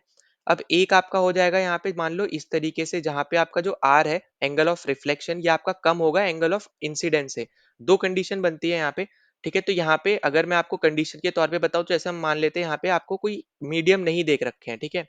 तो एक आपका यहाँ पे कंडीशन बनती है ये, दूसरी आपकी कंडीशन बनती है मान लो आपका नॉर्मल है, यहाँ से आपने यहाँ पे एंगल ऑफ इंसिडेंस डाला, और आपका जो एंगल ऑफ इंसिडेंस है इस पर्टिकुलर केस में अब क्या होगा, यहाँ पे ये छोटा हो जाता है। मान लो इस तरीके से कुछ आपका आर निकल आता है, तो यहाँ पे ये एंगल ऑफ रिफ्रैक्शन जो है ये आपका अब यहाँ पे इस पर्टिकुलर केस में आपका यहाँ पे क्या है, ये बड़ा है, ठीक है। और यहाँ पे क्या था, एंगल ऑफ आई आपका बड़ा था एंगल ऑफ आर से। तो यहाँ पे ये दो कंडीशन बेसिकली आपको नजर आती है। अब देखो यहाँ पे ये कैसे होता है, ये अगर हम इसके रिस्पेक्ट में बात करें, तो आपके ना अगर मान लो आप यहाँ से डेंसर से अगर आप जा रहे हो यहाँ पे रेयरर मीडियम में, ठीक है, अगर आप डेंसर मीडियम से रेयरर मीडियम में जाते हो तो उस केस में आपका यहाँ पे क्या होता है, आपकी यहाँ पे स्पीड जो होती है वो यहाँ पे आपकी इंक्रीज हो जाती है, ठीक है, पहली चीज। दूसरी चीज की जो आपकी ये इंसिडेंट रे थी जो यहाँ से आपने यहाँ पे डाली, तो जो ये बेसिकली ये रे है ना जो आप लाइट रे डाल रहे हो, तो ये जो होगी यहाँ पे ये आपके नॉर्मल से दूर की तरफ मूव कर जाएगी, जैसे इस केस में हो रहा है। तो यहाँ पे ये जो एग्जांपल है ये आपका इसका एग्जांपल है जहाँ पे आप डेंसर मीडियम से रेयरर मीडियम में जा रहे हो, ठीक है। तो यहाँ पे क्या हो रहा है कि आपकी यहाँ पे आप मूव कर जा रहे हो, मूव अवे, ठीक है, मूव, एक सेकेंड देना, ठीक है। तो यहाँ पे आप क्या कर जा रहे हो, यहाँ पे आप कर रहे हो मूव अवे फ्रॉम नॉर्मल, ठीक है। अ, ठीक है, तो यहाँ पे आप क्या हो रहा है आपके साथ, यहाँ पे आप जो आपकी इंसिडेंट रे है वो आपकी यहाँ पे मूव कर जा रही है away from the normal, away from normal, ठीक है। ये हो गया आपका यहाँ पे पहली कंडीशन। अब देखो ये वाला जो मैंने बना रखा है ये है आपका यहाँ पे रेयरर से डेंसर जाने के लिए, मतलब आप यहाँ पे रेयरर मीडियम से डेंसर मीडियम में जब जाओगे तो अब यहाँ पे इस पर्टिकुलर केस में क्या होगा कि जो आपकी यहाँ पे स्पीड होगी वो आपकी अब डिक्रीज कर जाएगी, साथ ही साथ आप यहाँ पे टूवर्ड्स आप यहाँ पे नॉर्मल मूव करना शुरू कर दोगे, ठीक है। तो टूवर्ड्स मूव टूवर्ड्स नॉर्मल, तो आपको यहाँ पे क्लियरली चीज दिख रही है यहाँ पे कि एंगल ऑफ इंसिडेंस जो था आपका यहाँ पे वो आपका बड़ा एंगल है एंगल ऑफ आर से, तभी आपकी जो आर वाला इंसिडेंस मतलब जो आपका एंगल है ये आपका नॉर्मल की तरफ बढ़ता जा रहा है ना। अगर आप देखो यहाँ पे इन दोनों के बीच में डिफरेंस बहुत कम है, मतलब वो इस तरफ में बढ़ रहा है। और यहाँ पे अगर आप देखोगे तो इन दोनों के बीच में डिफरेंस बहुत ज्यादा है, ये दूर जा रहा है उससे, है ना, नॉर्मल से। तो ये दो बेसिकली आपको यहाँ पे ये दो चीज आपको यहाँ पे याद रखनी है रिफ्लेक्शन रिफ्रैक्शन के केस में, ठीक है। रिफ्लेक्शन हमने यहाँ पे ये डिस्कस किया, डिस्पर्जन पिछले दो क्वेश्चन से हम डिस्कस कर रहे हैं। स्कैटरिंग में आपको यहाँ पे बता चुका हूँ, सबसे ज्यादा आपकी ब्लू होगी, लीस्ट आपकी रेड होती है, ठीक है। टिंडल इफेक्ट आपको यहाँ पे याद रखना है स्कैटरिंग में। और आपका यहाँ पे रिफ्रैक्शन, यहाँ पे ये दो कंडीशन आपको यहाँ पे अच्छे से याद रखनी है, ठीक है। चाहे आप सीडीएस दे रहे हो सीएपीएफ दे रहे हो, ये क्वेश्चन इनमें बहुत ज्यादा पूछे जाते हैं। ना अगले क्वेश्चन पे चलते हैं। तो अगला क्वेश्चन आपको यहाँ पे 2018 में पूछ रखा है। तो यहाँ पे आपसे बोल रहा है the optical phenomenon that is responsible for propagation of light signal through an optical fibre is. अब यहाँ पे जो आपको ये ऑप्टिकल फाइबर दे रखा है ये एक तौर पे आपका हिंट है जो कि एक एग्जाम्पल होता है यहाँ पे इन पर्टिकुलर प्रोसेसेस का, ठीक है। तो यहाँ पे किसी एक प्रोसेस का ये आपका एक एग्जाम्पल है जिसके थ्रू आप इसको इजिली यहाँ पे फाइंड आउट कर सकते थे। अब देखो यहाँ पे जो आपका आंसर होने वाला है वो है आपका यहाँ पे टोटल इंटरनल रिफ्लेक्शन, ठीक है। अब देखो टोटल इंटरनल रिफ्लेक्शन बेसिकली यहाँ पे आप इसकी यहाँ पे दो कंडीशन होती है जो आपको यहाँ पे हमेशा याद रखनी है। पहली चीज, जब भी आप यहाँ पे इस पे लाइट रे डालोगे तो हमेशा आपकी डेंसर मीडियम से आपकी हमेशा वो रेयरर मीडियम में जानी चाहिए, ठीक है। डेंसर मीडियम से कहाँ जानी चाहिए, रेयरर मीडियम में जानी चाहिए, ठीक है। सबसे पहली कंडीशन यहाँ पे इसकी ये होती है। दूसरी कंडीशन होती है कि जो आपका एंगल ऑफ आई है ये आपका छोटा रहेगा क्रिटिकल एंगल से, ठीक है। तो ये दो दो कंडीशन है जो आपको यहाँ पे याद रखनी है। और देखो क्रिटिकल एंगल का अगर आपको पता हो, आपने स्नेल्स लॉ पढ़ रखा हो, स्नेल्स लॉ आपका यहाँ पे क्या होता है, स्नेल्स लॉ होता है यहाँ पे mu 1 upon mu 2 upon mu 1, एक सेकेंड देना, ठीक है। तो यहाँ पे अपना स्नेल्स लॉ क्या होता है, स्नेल्स लॉ अपना यहाँ पे होता है mu 2 upon mu 1 is equals to sine C upon sine R. अब देखो जनरली हम यहाँ पे साइन आई लिखते हैं, पर साइन आई आपका यहाँ पे सी के इक्वल हो जाएगा बेसिकली यहाँ पे। तो हम उस केस में हम यहाँ पे साइन आई की जगह साइन सी लिखते हैं। और साइन सी को आप एक तरफ छोड़ दो और साइन आर को उस तरफ ले जाओ। तो अब आपका यहाँ पे क्या बन जाएगा, तो ये आपका बन जाएगा यहाँ पे sine C is equals to mu 2 upon mu 1 into sine R, ठीक है। और साइन आर आपका यहाँ पे होता है 90 डिग्री, तो ये हो जाएगा 1। तो साइन सी आपका कितना आ जाएगा, साइन सी आ जाएगा म्यू 2 अपॉन म्यू 1। तो हमें यहाँ पे ये पर्टिकुलर फॉर्मूला भी याद याद रखना है, ठीक है। तो सबसे ज्यादा इंपॉर्टेंट आपके लिए ये भी हो जाएगा। और म्यू यहाँ पे क्या है, तो म्यू आपका है यहाँ पे रिफ्रैक्टिव इंडेक्स, ठीक है, जो आप यहाँ पे सी अपॉन वी करके निकालते हो। जो आपका म्यू होता है रिफ्रैक्टिव इंडेक्स होता है, जो आप यहाँ पे सी अपॉन वी करके निकालते हो। तो ये सब आपके यहाँ पे फॉर्मुलेज है जो आपको यहाँ पे हमेशा याद रखने हैं। अब देखो टोटल इंटरनल रिफ्लेक्शन मैंने बता दिया, दो कंडीशन होती है, जो जो भी चीज आपकी इसको फॉलो कर रही होगी तो वो टोटल इंटरनल रिफ्लेक्शन भी यहाँ पे कर रही होगी, ठीक है। अब यहाँ पे अगर इसके एग्जाम्पल की बात करें, तो इसके एग्जाम्पल जैसे आपके हो गए यहाँ पे, जैसे ऑप्टिकल फाइबर आपको यहाँ पे दे रखा है, ठीक है। ऑप्टिकल फाइबर हो गया यहाँ पे। फिर इसके अलावा अगर हम यहाँ पे बात करते हैं स्पार्कलिंग ऑफ डायमंड, ठीक है, स्पार्कलिंग ऑफ डायमंड, ठीक है। फिर इसके अलावा अगर हम यहाँ पे बात करें, आपने देखा होगा यहाँ पे मिराज जो आपको यहाँ पे हॉट एरियाज में देखने को मिलते हैं। फिर कोल्ड एरियाज में आपको यहाँ पे लूमिंग देखने को मिलता है, ठीक है। तो यहाँ पे बेसिकली दोनों आप बोल सकते हो यहाँ पे सिमिलर चीज है, बस एक आपको हॉट एरिया में देखने को मिल रही है, एक आपको ठंडी जगहों पे देखने को मिल रही है, ठीक है। दोनों ही आपके यहाँ पे टोटल इंटरनल रिफ्लेक्शन के ही एग्जाम्पल है, ठीक। अब देखो इसके अलावा आपको यहाँ पे ऑप्शन में क्या दे रखा है, रिफ्लेक्शन हम ऑलरेडी डिस्कस कर चुके हैं। बस आपको यहाँ पे याद रखना है कि रिफ्लेक्शन में, ठीक है, जब मैं यहाँ पे बात कर रहा हूँ रिफ्लेक्शन की, ठीक है, यहाँ पे ध्यान से सुनना, रिफ्लेक्शन में जब हम बात करेंगे तो जो आपकी इंसिडेंस रे पड़ती है जिस मीडियम में, उसी मीडियम में वो वापस रिफ्लेक्ट हो जाती है। पर रिफ्रैक्शन के टाइम में, ठीक है, इस पर्टिकुलर प्रोसेस के टाइम में ये आपका नॉर्मल हो गया, जहां पे ये इंसिडेंस रे पड़ी जिस मीडियम में, तो रिफ्लेक्शन जो आपकी रिफ्लेक्टेड रे होगी वो आपकी दूसरे मीडियम में होगी, चाहे वो कम एंगल की हो ज्यादा एंगल की हो, पर आपको ये याद रखना है कि वो दूसरे मीडियम में होगी, ठीक है। तो हम यहाँ पे ऑलरेडी डिस्कस कर चुके हैं यहाँ पे रिफ्लेक्शन भी। अब देखो स्कैटरिंग ऑफ लाइट की अगर हम यहाँ पे बात करते हैं, तो स्कैटरिंग ऑफ लाइट आपका सबसे ज्यादा अगर हम बात करें, सबसे आपका होता है सबसे ज्यादा ब्लू का, सबसे कम होता है यहाँ पे रेड का। और स्कैटरिंग लाइट में ही आपको यहाँ पे टिंडल इफेक्ट भी देखने को मिलता है, ठीक है। तो टिंडल इफेक्ट भी आपको यहाँ पे याद रखना है स्कैटरिंग ऑफ लाइट में। जैसे आपको आपको पता होगा कि हमारे एटमॉस्फेयर में बहुत ज्यादा डस्ट पार्टिकल्स है, तो जब भी यहाँ पे सनलाइट जो आपकी आती है, तो उन एटमॉस्फेयर में जो यहाँ पे डस्ट पार्टिकल्स है वो उस पर्टिकुलर लाइट को एब्जॉर्व कर लेते हैं, और एब्जॉर्व करने के बाद वो किसी दूसरे डायरेक्शन में उसको यहाँ पे एग्जिट करवाते हैं, ठीक है। अब जैसे मैं कहने का मतलब क्या है, जैसे मान लो ये आपके डस्ट पार्टिकल्स है, ये आपकी इस पर्टिकुलर पार्टिकल पे सनलाइट आई, इसने एब्जॉर्ब आपकी इस पर्टिकुलर डायरेक्शन से की है, पर यहाँ पे वो निकालेगा कोई दूसरे डायरेक्शन से, ठीक है, उस पर्टिकुलर लाइट को जो उसने एब्जॉर्ब किया है। और इसी पर्टिकुलर पाथ की वजह से हम इसको जिगजैग पाथ भी बोलते हैं, और इसलिए हम यहाँ पे इसको टिंडल इफेक्ट के नाम से भी जानते हैं। तो टिंडल इफेक्ट आपका स्कैटरिंग ऑफ लाइट से ही आपका रिलेटेड है, ठीक है। तो स्कैटरिंग ऑफ लाइट आपको यहाँ पे याद रखना है। और इसी की वजह से रेड आपका क्योंकि सबसे कम स्कैटर होता है, तो आप देखोगे कि जितने भी आपके डेंजर साइंस होते हैं ना, वो आपके यहाँ पे रेड कलर से ही आप ज्यादातर देखोगे उसको यहाँ पे नोटिफाई किया जाता है, क्योंकि वो स्कैटर नहीं होता है, हमें क्लियरली वो दूर से भी दिख सकता है, ठीक है, उसकी वेवलेंथ भी अच्छी खासी है ना। उसके बाद अगर हम यहाँ पे बात करते हैं नेक्स्ट का जो आपको दे रखा है यहाँ पे इंटरफेरेंस। तो देखो इंटरफेरेंस की जब हम यहाँ पे बात करेंगे, तो इंटरफेरेंस में क्या होता है कि आप कोई भी एक मीडियम ले रहे हो, आपने यहाँ पे दो या दो से ज्यादा आपने यहाँ पे वेव्स ली, ठीक है, उसने आपने यहाँ पे क्या लिया, आपने दो या दो से ज्यादा, ठीक है, मोर देन टू आपने यहाँ पे वेव्स ली, और आपने यहाँ पे सिमिलर मीडियम में, ठीक है, सिमिलर मीडियम में उनको यहाँ पे डाल दिया, ठीक है, और सिमिलर फ्रीक्वेंसी की वो वेव्स होनी चाहिए। तो यहाँ पे पहले तो ये तीन कंडीशन आपको फुलफिल करनी है, ठीक है। मान लो आप यहाँ पे दो या दो से ज्यादा वेव्स ले रहे हो, सेम मीडियम में आप उनको डाल रहे हो, तो सेम फ्रीक्वेंसी आपकी यहाँ पे होनी चाहिए, तभी आपको यहाँ पे ये पर्टिकुलर प्रोसेस नजर आएगा, ठीक है। अब यहाँ पे इस पर्टिकुलर प्रोसेस में होता क्या है, जहां पे भी आपकी दो या दो से ज्यादा वेव्स एक ही मीडियम में ट्रेवल कर रही हो, और सेम फ्रीक्वेंसी की वेव्स हो अगर वो, तो आपको देखने को मिलेगा कहीं पे इंटेंसिटी ऑफ लाइट आपको मैक्सिमम देखने को मिलेगा, कहीं पे मिनिमम देखने को मिलेगा, ठीक है। तो ये पॉइंट आपको यहाँ पे याद रखना है कि कहीं पे आपको इंटेंसिटी ऑफ लाइट जो है यहाँ पे वो आपको बहुत ज्यादा देखने को मिलेगा यहाँ पे कोई एक पर्टिकुलर जगह पे, कहीं पे आपको कम देखने को मिलेगा, वो आपका होता है यहाँ पे इंटरफेरेंस, ठीक है। तो ये पॉइंट आपको यहाँ पे हमेशा याद रखना है। और पोलराइजेशन यहाँ पे एक और आपका यहाँ पे एक आता है। देखो पोलराइजेशन की अगर हम यहाँ पे बात करें, तो ये बेसिकली आपका यहाँ पे एक पर्टिकुलर छोटे से एरिया में जो आपकी यहाँ पे वेव्स की वजह से, वेव्स के कंपोनेंट्स की वजह से जो आपको यहाँ पे देखने को मिलते हैं वाइब्रेशंस, तो उसको यहाँ पे पोलराइजेशन हम यहाँ पे बोलते हैं। और ये जो है ये सिर्फ और सिर्फ आपकी ट्रांसवर्स टाइप की जो वेव होती है, ठीक है, ट्रांसवर्स जो आपकी वेव्स होती है, आपको पता होगा दो टाइप की वेव्स होती है, लॉन्गिट्यूडनल और ट्रांसवर्स। तो जो ट्रांसवर्स वेव्स होती हैं वही यहाँ पे सिर्फ पोलराइजेशन कर सकती हैं। जो बाकी आपके हैं जैसे रिफ्लेक्शन हो गया, रिफ्रैक्शन हो गया, फिर आपका टोटल इंटरनल रिफ्लेक्शन हो गया, तो ये सब आपकी जो है ये सब आपकी यहाँ पे दोनों ही तरीके की वेव्स कर सकती है। पर पोलराइजेशन आपका एक ऐसा प्रोसेस है जो सिर्फ और सिर्फ ट्रांसवर्स वेव ही कर सकती है। तो हमें यहाँ पे ये भी पॉइंट हमेशा यहाँ पे याद रखना है, ठीक है। तो यहाँ पे तो अपना आंसर हो जाएगा यहाँ पे सी ऑप्शन। अब नेक्स्ट क्वेश्चन पे चलते हैं। तो अगला क्वेश्चन आपसे बोल रहा है कि which one of the following phenomenon can not B exhibited by sound waves. अब देखो अगर हम साउंड वेव की बात कर ही रहे हैं तो आपको यहाँ पे पता होगा कि साउंड वेव आपकी होती है एक तरीके की लॉन्गिट्यूडनल वेव्स।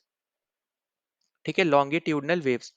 और अभी मैंने जैसा आपको बताया कि हमारे पास दो टाइप की वेव्स होती है, ट्रांसवर्स और लॉन्गिट्यूडनल। ठीक है, तो जो लॉन्गिट्यूडनल वेव्स होती हैं वो आपकी पोलराइजेशन नहीं कर सकती हैं। ठीक है, और ये आपसे यहाँ पे यही पूछा जा रहा था, कैन नॉट। ठीक है, क्या चीज यहाँ पे इन पर्टिकुलर प्रोसेस में से क्या चीज ऐसी है जो यहाँ पे साउंड वेव नहीं कर सकती है परफॉर्म। तो वो आपका हो जाएगा यहाँ पे पोलराइजेशन। तो आपका डी ऑप्शन करेक्ट हो जाएगा, क्योंकि पोलराइजेशन सिर्फ और सिर्फ ट्रांसवर्स वेव कर सकती है। तो आपकी क्योंकि साउंड वेव लॉन्गिट्यूडनल वेव है तो वो यहाँ पे ये पर्टिकुलर प्रोसेस नहीं कर सकती है। और जो बाकी आपके ये तीनों है तो ये आपकी ट्रांसवर्स भी कर सकती है। ठीक है, तो यहाँ पे मैं लिखते हुए चल रहा हूँ, तो ट्रांसवर्स भी कर सकती है, साथ ही साथ आपकी यहाँ पे ये लॉन्गिट्यूडनल भी कर सकती हैं। तो ये दोनों टाइप की वेव्स जो है यहाँ पे ये तीनों प्रोसेस को कर सकती हैं। ठीक है, पर पोलराइजेशन आपकी सिर्फ और सिर्फ ट्रांसवर्स वेव ही कर सकती है। नाउ नेक्स्ट क्वेश्चन पे चलते हैं। तो अगला क्वेश्चन आपको यहाँ पे 2022 में पूछा गया है। तो यहाँ पे आपसे बोल रहा है the magnitude of focal length of a concave lens is 2 metre, what is the power of the lens. अब देखो यहाँ पे अगर हम सीधे सीधे बात करते हैं तो आपको यहाँ पे पावर का फॉर्मूला पता होना चाहिए था। पावर ऑफ लेंस की जब हम यहाँ पे बात करेंगे तो इसका फॉर्मूला होता है 1/फोकल लेंथ। ठीक है, 1/फोकल लेंथ। और पावर ऑफ लेंस जो है यहाँ पे हम बेसिकली यहाँ पे डायोप्टर, जिसकी यहाँ पे एसआई यूनिट होती है, जो आपको यहाँ पे सारे ऑप्शन में भी बेसिकली यहाँ पे दे रखा है। अगर यहाँ पे आपको देखने को नहीं मिलता है किसी भी ऑप्शन में तो आप उस पर्टिकुलर ऑप्शन को आप यहाँ पे नेग्लेक्ट कर सकते हो, क्योंकि आपको यहाँ पे पावर पूछी जा रही है तो आपको जो ऑप्शन दे रखे हैं वहां पे आपको डायोप्टर दिखना ही चाहिए। ठीक है, क्योंकि उसकी एसआई यूनिट होती है पावर ऑफ लेंस की। ठीक है, तो हमें यहाँ पे देखो पावर और पावर ऑफ लेंस दोनों अलग चीजें हैं, तो इसको यहाँ पे कंफ्यूज मत करना। पावर एक अलग टॉपिक है, पावर ऑफ लेंस आपका यहाँ पे ऑप्टिक्स का टॉपिक है। ठीक है, तो यहाँ पे अपना यूनिट कौन सा हो गया, एसआई यूनिट हो गया अपने पास यहाँ पे डायोप्टर। अगर हम यहाँ पे अब ध्यान से देखें तो आपको यहाँ पे कॉनकेव लेंस दे रखा है। ठीक है, तो आपको यहाँ पे जो दूसरी चीज याद याद रखनी है कि कॉनकेव लेंस की जो आपकी यहाँ पे जो पावर होती है, ठीक है, तो जो आपकी यहाँ पे कॉनकेव लेंस की पावर होती है वो आपकी हमेशा नेगेटिव में आएगी। जो कॉन्वेक्स लेंस की होती है, कॉन्वेक्स लेंस की जो पावर होगी वो आपकी हमेशा पॉजिटिव में आएगी। ठीक है, और इसको आप इस तरीके से भी याद रख सकते हो कि कॉनकेव लेंस आपका यहाँ पे मायोपिया करेक्ट करने के लिए यूज होता है। तो आपको क्योंकि दूर का नहीं दिख रहा है उस केस में आप यहाँ पे नेगेटिव पावर का ही चश्मा पहनते हो। और कॉन्वेक्स लेंस की अगर हम बात करते हैं तो वहां पे आपको पास का नहीं दिख रहा है, वहां पे आपको एक तरीके से हाइपरमेट्रोपिया है। तो उस केस में आप यहाँ पे कॉन्वेक्स लेंस आप यहाँ पे यूज करते हो। ठीक है, क्योंकि आपको पास का नहीं दिखता है तो उसकी पावर पॉजिटिव होती है। तो इस तरीके से भी आप इसको याद रख सकते हो। तो अब आपको यहाँ पे क्या करना है, आपको यहाँ पे फोकल लेंथ दे रखी है 2 मीटर, तो आपको बस यहाँ पे डायरेक्टली वही पुट करना था। बस पुट करते टाइम आपको यही याद रखना है कि क्योंकि यहाँ पे आप कॉनकेव लेंस यूज कर रहे हो तो आपको वो नेगेटिव साइन भी लगाना पड़ेगा 2 के आगे। तो अब यहाँ पे जो आएगा 1/-2 आएगा। ठीक है, तो ये पॉइंट आपके लिए इंपॉर्टेंट है जो आपको यहाँ पे याद रखना है, क्योंकि आपकी जो पावर है कॉनकेव लेंस की वो नेगेटिव है। तो जो आपको वैल्यू दे रखी है वो 2 मीटर दे रखी है, तो आपको वो नेगेटिव साइन भी लगाना पड़ेगा पावर निकालने के लिए। तो अपने पास यहाँ से आ जाएगा -0.5 डायोप्टर। ठीक है, तो यहाँ पे ये दो पॉइंट्स है जो आपको यहाँ पे याद रखने हैं, इसकी वजह से सीधा सीधा आपके पास यहाँ पे आंसर आ जाएगा। अपना राइट आंसर है option number B, -0.5 dioptre. Now अगले क्वेश्चन पे चलते हैं। अगला क्वेश्चन आपको यहाँ पे 2019 में पूछा गया है। तो यहाँ पे आपसे बोल रहा है brilliance of diamond is due to. अब देखो यहाँ पे अभी एक दो क्वेश्चन पहले ही मैंने आपको यहाँ पे समझाया कि टोटल इंटरनल रिफ्लेक्शन के आपको एग्जांपल्स बताए थे। तो उसमें हमने यहाँ पे मिराज, लूमिंग, फिर आपका यहाँ पे स्पार्कलिंग ऑफ डायमंड भी हमने यहाँ पे पढ़ा था, साथ ही साथ आपका ऑप्टिकल फाइबर भी हमने यहाँ पे देखा था। तो उसी में ही आपका जो एग्जाम्पल है स्पार्कलिंग ऑफ डायमंड, ठीक है, तो वही बेसिकली यहाँ पे बात हो रही है ब्रिलियंस ऑफ डायमंड की। तो यहाँ पे अपना राइट आंसर क्या होगा, यहाँ पे total internal reflection of light आपको यहाँ पे देखने को मिलेगा। जो आपके बेसिकली यहाँ पे चमक देखने को मिलती है ना डायमंड के अंदर, उसकी बेसिकली यहाँ पे बात हो रही है। ठीक है, तो ये अपना आपको देखने को मिलता है डी ऑप्शन में, total internal reflection of light में। now अगले क्वेश्चन पे चलते हैं। अगला क्वेश्चन आपको यहाँ पे 2014 में यहाँ पे पूछ रखा है। तो यहाँ पे आपसे क्या बोला जा रहा है, यहाँ पे आपको दो लिस्ट दे रखी है, एक तरफ आपको एक्सप्लेनेशन दे रखी है, एक तरफ आपको टर्म्स दे रखी है। आपको बताने की कौन से टर्म का करेक्ट एक्सप्लेनेशन कौन सा है। ठीक है, मैच करना है बेसिकली आपको। तो देखो सबसे पहला चीज आपको ए ऑप्शन में दे रखा है colour of an opaque object. तो यहाँ पे आपको याद रखना है कि रिफ्लेक्शन जो होता है आपका यहाँ पे, तो उसी की मदद से हम लोग यहाँ पे जो भी हमें यहाँ पे कलर दिख रहे हैं ना चीजों के, तब हम यहाँ पे उसी पर्टिकुलर प्रोसेस की वजह से हम यहाँ पे देख पा रहे हैं। तो जो आपका यहाँ पे रिफ्लेक्शन होता है वो बेसिकली आपको हेल्प करता है किसी भी कलर को फाइंड आउट करने के लिए कि यहाँ पे इस पर्टिकुलर ऑब्जेक्ट का क्या कलर है। वो आपका कौन सा प्रोसेस बताता है, वो आपका रिफ्लेक्शन बताता है। ठीक है, तो ये पॉइंट आपके लिए बहुत ज्यादा इंपॉर्टेंट है, इसको हमेशा याद रखना कि रिफ्लेक्शन जो है आपका यहाँ पे वो कलर आपको यहाँ पे बताता है। ठीक है, अब देखो यहाँ पे दो टाइप के आपके रिफ्लेक्शन होते हैं। एक होता है आपका यहाँ पे रेगुलर, जो आपको एक तरीके से फ्लैट सरफेस पे देखने को मिलेगा। एक होता है आपका यहाँ पे इरेगुलर, जो आपको थोड़ा रफ सरफेस पे देखने को मिलता है। तो जो आपका इर्रेगुलर होता है उसकी मदद से हम यहाँ पे ये चीज़ देख पाते हैं। ठीक है? जो हम यहाँ पे कलर देख पा रहे हैं वगैरह, तो वो हम यहाँ पे उसी की मदद से हम बोल सकते हैं यहाँ पे हम देख पा रहे हैं। ठीक है? फिर नेक्स्ट चीज़ होगी अपने पास यहाँ पे, वो है अपने पास यहाँ पे colour observe through a coloured glass. अब ये जो है आपका यहाँ पे ये पर्टिकुलर प्रोसेस होता है आपका यहाँ पे ट्रांसमिशन।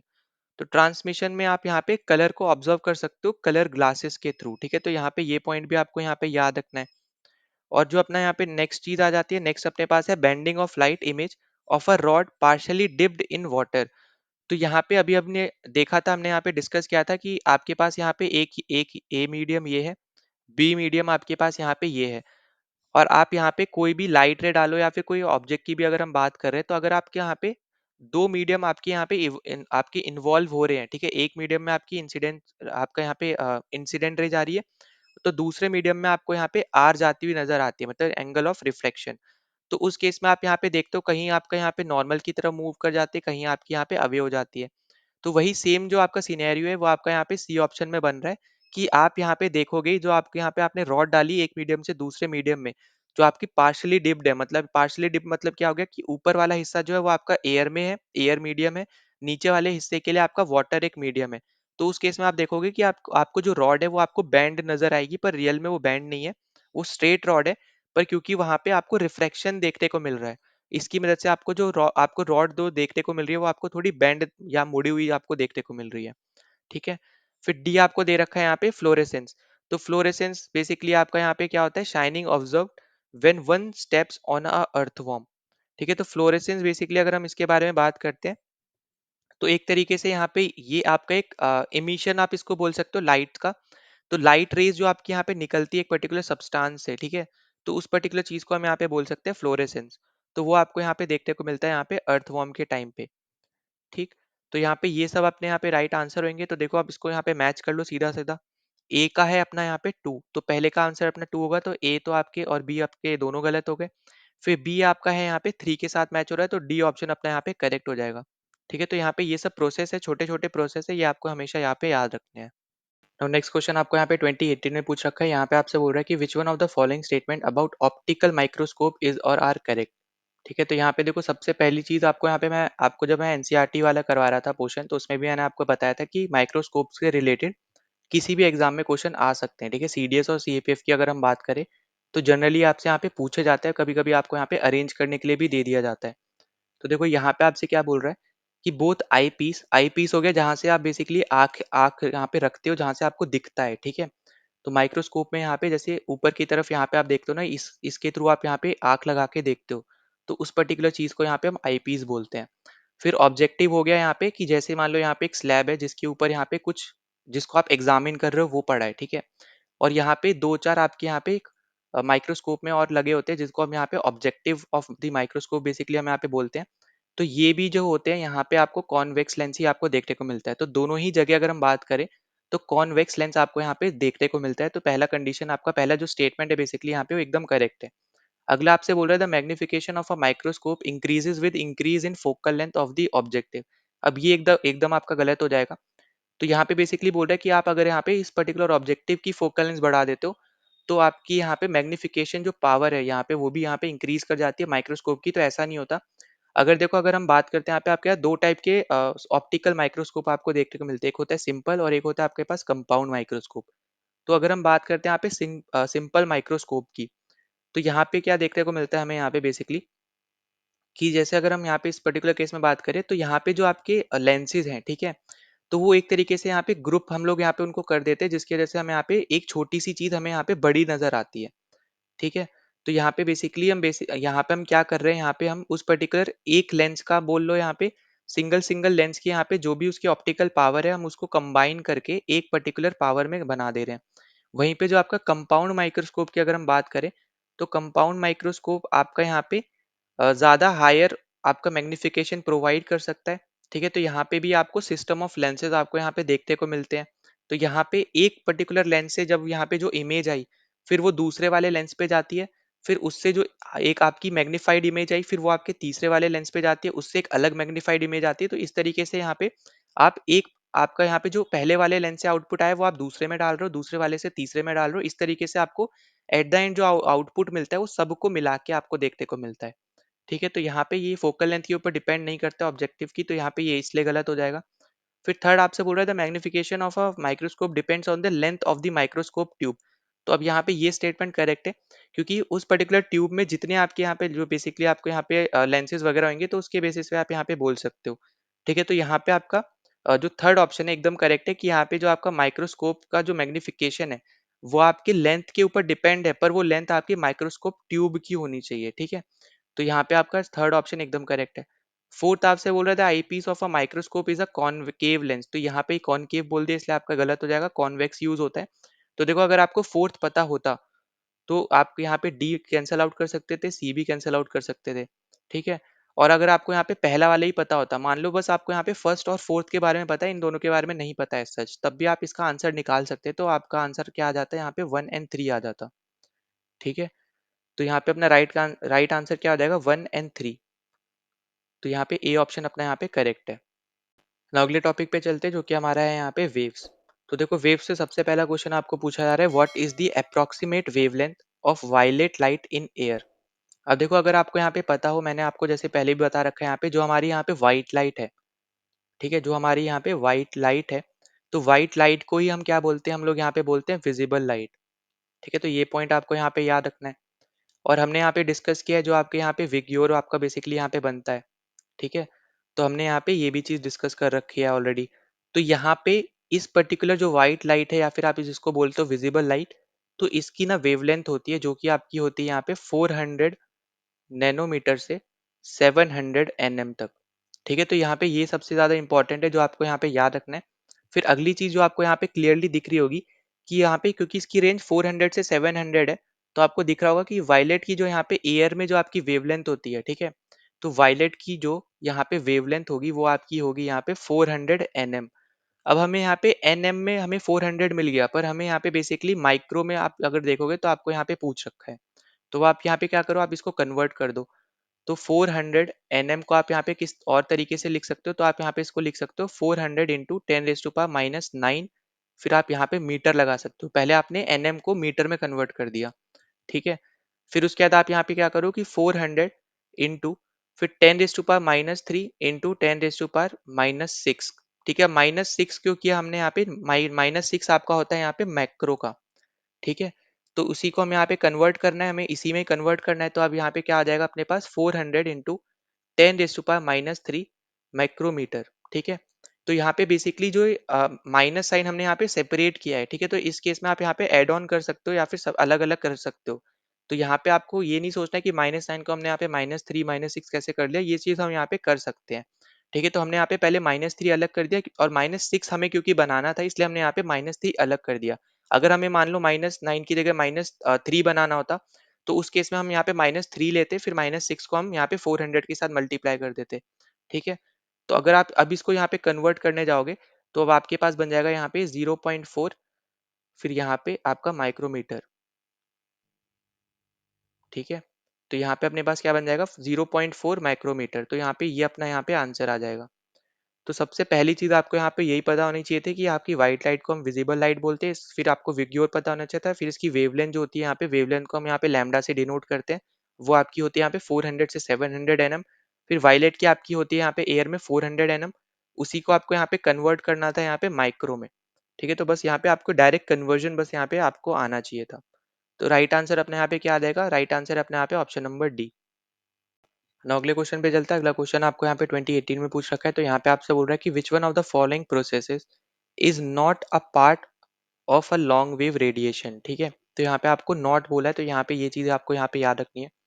अब देखो रेडिएशन की बात करेंगे मतलब यहाँ पे हीट का केस यहाँ पे आएगा। ठीक है, तो देखो सबसे पहला अगर हम बात करें यहाँ पे कंडक्शन की, तो कंडक्शन बेसिकली आपका क्या होता है, ये आपका होता है यहाँ पे हीट ट्रांसफर आप यहाँ पे करते हो एक आपके गर्म ऑब्जेक्ट से एक ठंडे ऑब्जेक्ट की तरफ, आपकी यहाँ पे हीट जो होती है वो ट्रांसफर होती है जब भी आपका एक ठंडा ऑब्जेक्ट गर्म ऑब्जेक्ट के साथ कांटेक्ट में आता है। ठीक है, तो यहाँ पे याद रखना है, वापस बता दे रहा हूँ यहाँ पे कि कंडक्शन आपका एक ऐसा प्रोसेस है जहाँ पे एक ठंडा ऑब्जेक्ट एक गर्म ऑब्जेक्ट के कांटेक्ट में जब आता है तो यहाँ पे हीट ट्रांसफर होती है। ठीक है, तो यहाँ पे आपको क्लियरली रेडिएशन के साथ ही आपका यहाँ पे लिंक हो रहा है, तो ये तो आपका आंसर होना नहीं है। फिर अगला आपका यहाँ पे हम डिस्कस कर लेते हैं कन्वेक्शन। तो कन्वेक्शन भी आपके यहाँ पे ट्रांसफर ऑफ हीट का ही एक प्रोसेस है, जब आपका यहाँ पे एक ऑब्जेक्ट आपका यहाँ पे मूव कर रहा होता है, ठीक है, मूवमेंट में जब यहाँ पे होता है, एक प्लेस से दूसरी जगह जा रहा होता है, तो आपकी यहाँ पे हीट ट्रांसफर होती है। तो यहाँ पे भी हीट का कॉन्सेप्ट आ गया, यहाँ पे ये भी अपना आंसर नहीं होगा। फिर रेडिएशन की बात करते हैं, तो यहाँ पे रेडिएशन तो आपको वैसे ही ऑप्शन में दे रखा है, क्वेश्चन में भी दे रखा है, तो यहाँ पे ये भी अपना ऑप्शन नहीं होने वाला है।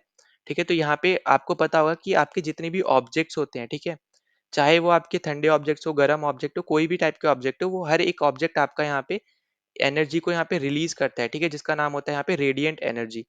ठीक है, तो ये सब पॉइंट्स आपको यहाँ पे हमेशा याद रखने हैं। और इसी में अपना यहाँ पे जो आंसर हो जाएगा वो अपना यहाँ पे हो जाएगा स्कैटरिंग। तो यहाँ पे स्कैटरिंग ऑफ लाइट हमें यहाँ पे देखने को मिलती है, वेव के रिस्पेक्ट में आपका यहाँ पे सच इसमें नहीं देखने को मिलेगा।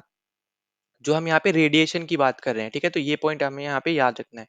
तो स्कैटरिंग ऑफ लाइट जैसे मैं आपको पहले भी बता चुका हूँ यहाँ पे, कि सबसे ज्यादा स्कैटर कौन सा कलर करता है, यहाँ पे ब्लू करता है, तभी आपको यहाँ पे स्काई ब्लू कलर का दिखता है। सबसे कम रेड करता है, तभी आपको जो डेंजर साइंस है वो आपको रेड कलर में ज्यादा नजर आएंगे।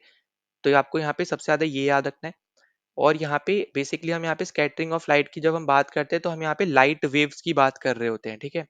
तो हम यहाँ पे हीट एनर्जी के रिस्पेक्ट में हम यहाँ पे सच कोई बात नहीं कर रहे होते हैं। तो यहाँ पे बी ऑप्शन अपने यहाँ पे करेक्ट हो जाएगा। now अगला क्वेश्चन आपको यहाँ पे 2023 में यहाँ पे आ रखा है। तो यहाँ पे आपसे क्या पूछ रहा है, तो यहाँ पे आप आपसे बोला जा रहा है, a sound wave of frequency 2 kilohertz has a wavelength of 35 centimetre in a given medium, how long will it take to travel a distance of 2.1 kilometre. ठीक है, तो यहाँ पे आपसे बोला जा रहा है यहाँ पे कि आपको एक तो फ्रीक्वेंसी दे रखी है और वेवलेंथ दे रखी है, और आपसे बोल रहा है कि अगर उसको यहाँ पे इस पर्टिकुलर इतना डिस्टेंस उसको ट्रेवल करना पड़े यहाँ पे, तो कितना यहाँ पे अ, यहाँ पे क्या लेगा, यहाँ पे how long will it take, मतलब यहाँ पे कितना अपना यहाँ पे टाइम लेगा। ठीक है, तो देखो सबसे पहली चीज आपको जो यहाँ पे दे रखा है, हम उसको यहाँ पे नोट डाउन कर लेते हैं। तो फ्रीक्वेंसी की अगर हम यहाँ पे बात करें, तो फ्रीक्वेंसी हमें यहाँ पे दे रखी है 2 किलो हर्ट्ज, जिसको आप कन्वर्ट कर सकते हो हर्ट्ज में, जो कि आपका यहाँ पे हो जाएगा 2000 हर्ट्ज। ठीक है, किलो मतलब यहाँ पे हो गया 1000। ठीक है, सबसे पहली चीज। दूसरी चीज आपको यहाँ पे लैम्डा दे रखा है, जो कि होता है आपका यहाँ पे वेवलेंथ, तो वो आपको दे रखा है यहाँ पे 35 सेंटीमीटर। तो इसको आप यहाँ पे मीटर में कन्वर्ट कर लो, तो ये अपने पास यहाँ पे कितना आ जाएगा, तो ये आ जाएगा हमारे पास यहाँ पे 0.35 मीटर्स। ठीक है, तो यहाँ पे हमने कन्वर्जन भी हमें यहाँ पे जरूर यहाँ पे याद रखना है।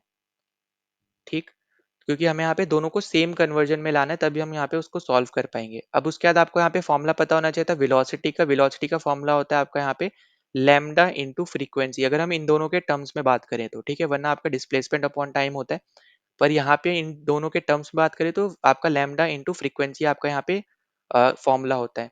तो अगर आप इसको आप सॉल्व करोगे, तो यहाँ पे 0.35 इंटू आप कर दो यहाँ पे 2000, तो यहाँ पे आपका कितना आ जाएगा, तो ये आपका आ जाएगा यहाँ पे 700 मीटर पर सेकेंड। ठीक है, तो ये अपने पास यहाँ पे आ जाएगी इसकी यहाँ पे स्पीड, या फिर आप बोलो वेलोसिटी। ठीक है, अब उसके बाद आपको यहाँ पे डिस्टेंस दे रखा है, तो वो आपको यहाँ पे सिंपली क्या करना है, आपको यहाँ पे देखो आपको सिंपल फॉर्मूला पता होगा, speed is equals to distance upon time. अब आपको क्योंकि टाइम निकालना है, तो टाइम के रिस्पेक्ट में इस फॉर्मूले को बना दो, तो time is equals to distance upon speed. तो डिस्टेंस आपको कितना दे रखा है, यहाँ पे 2.1 दे रखा है, और किलोमीटर दे रखा है।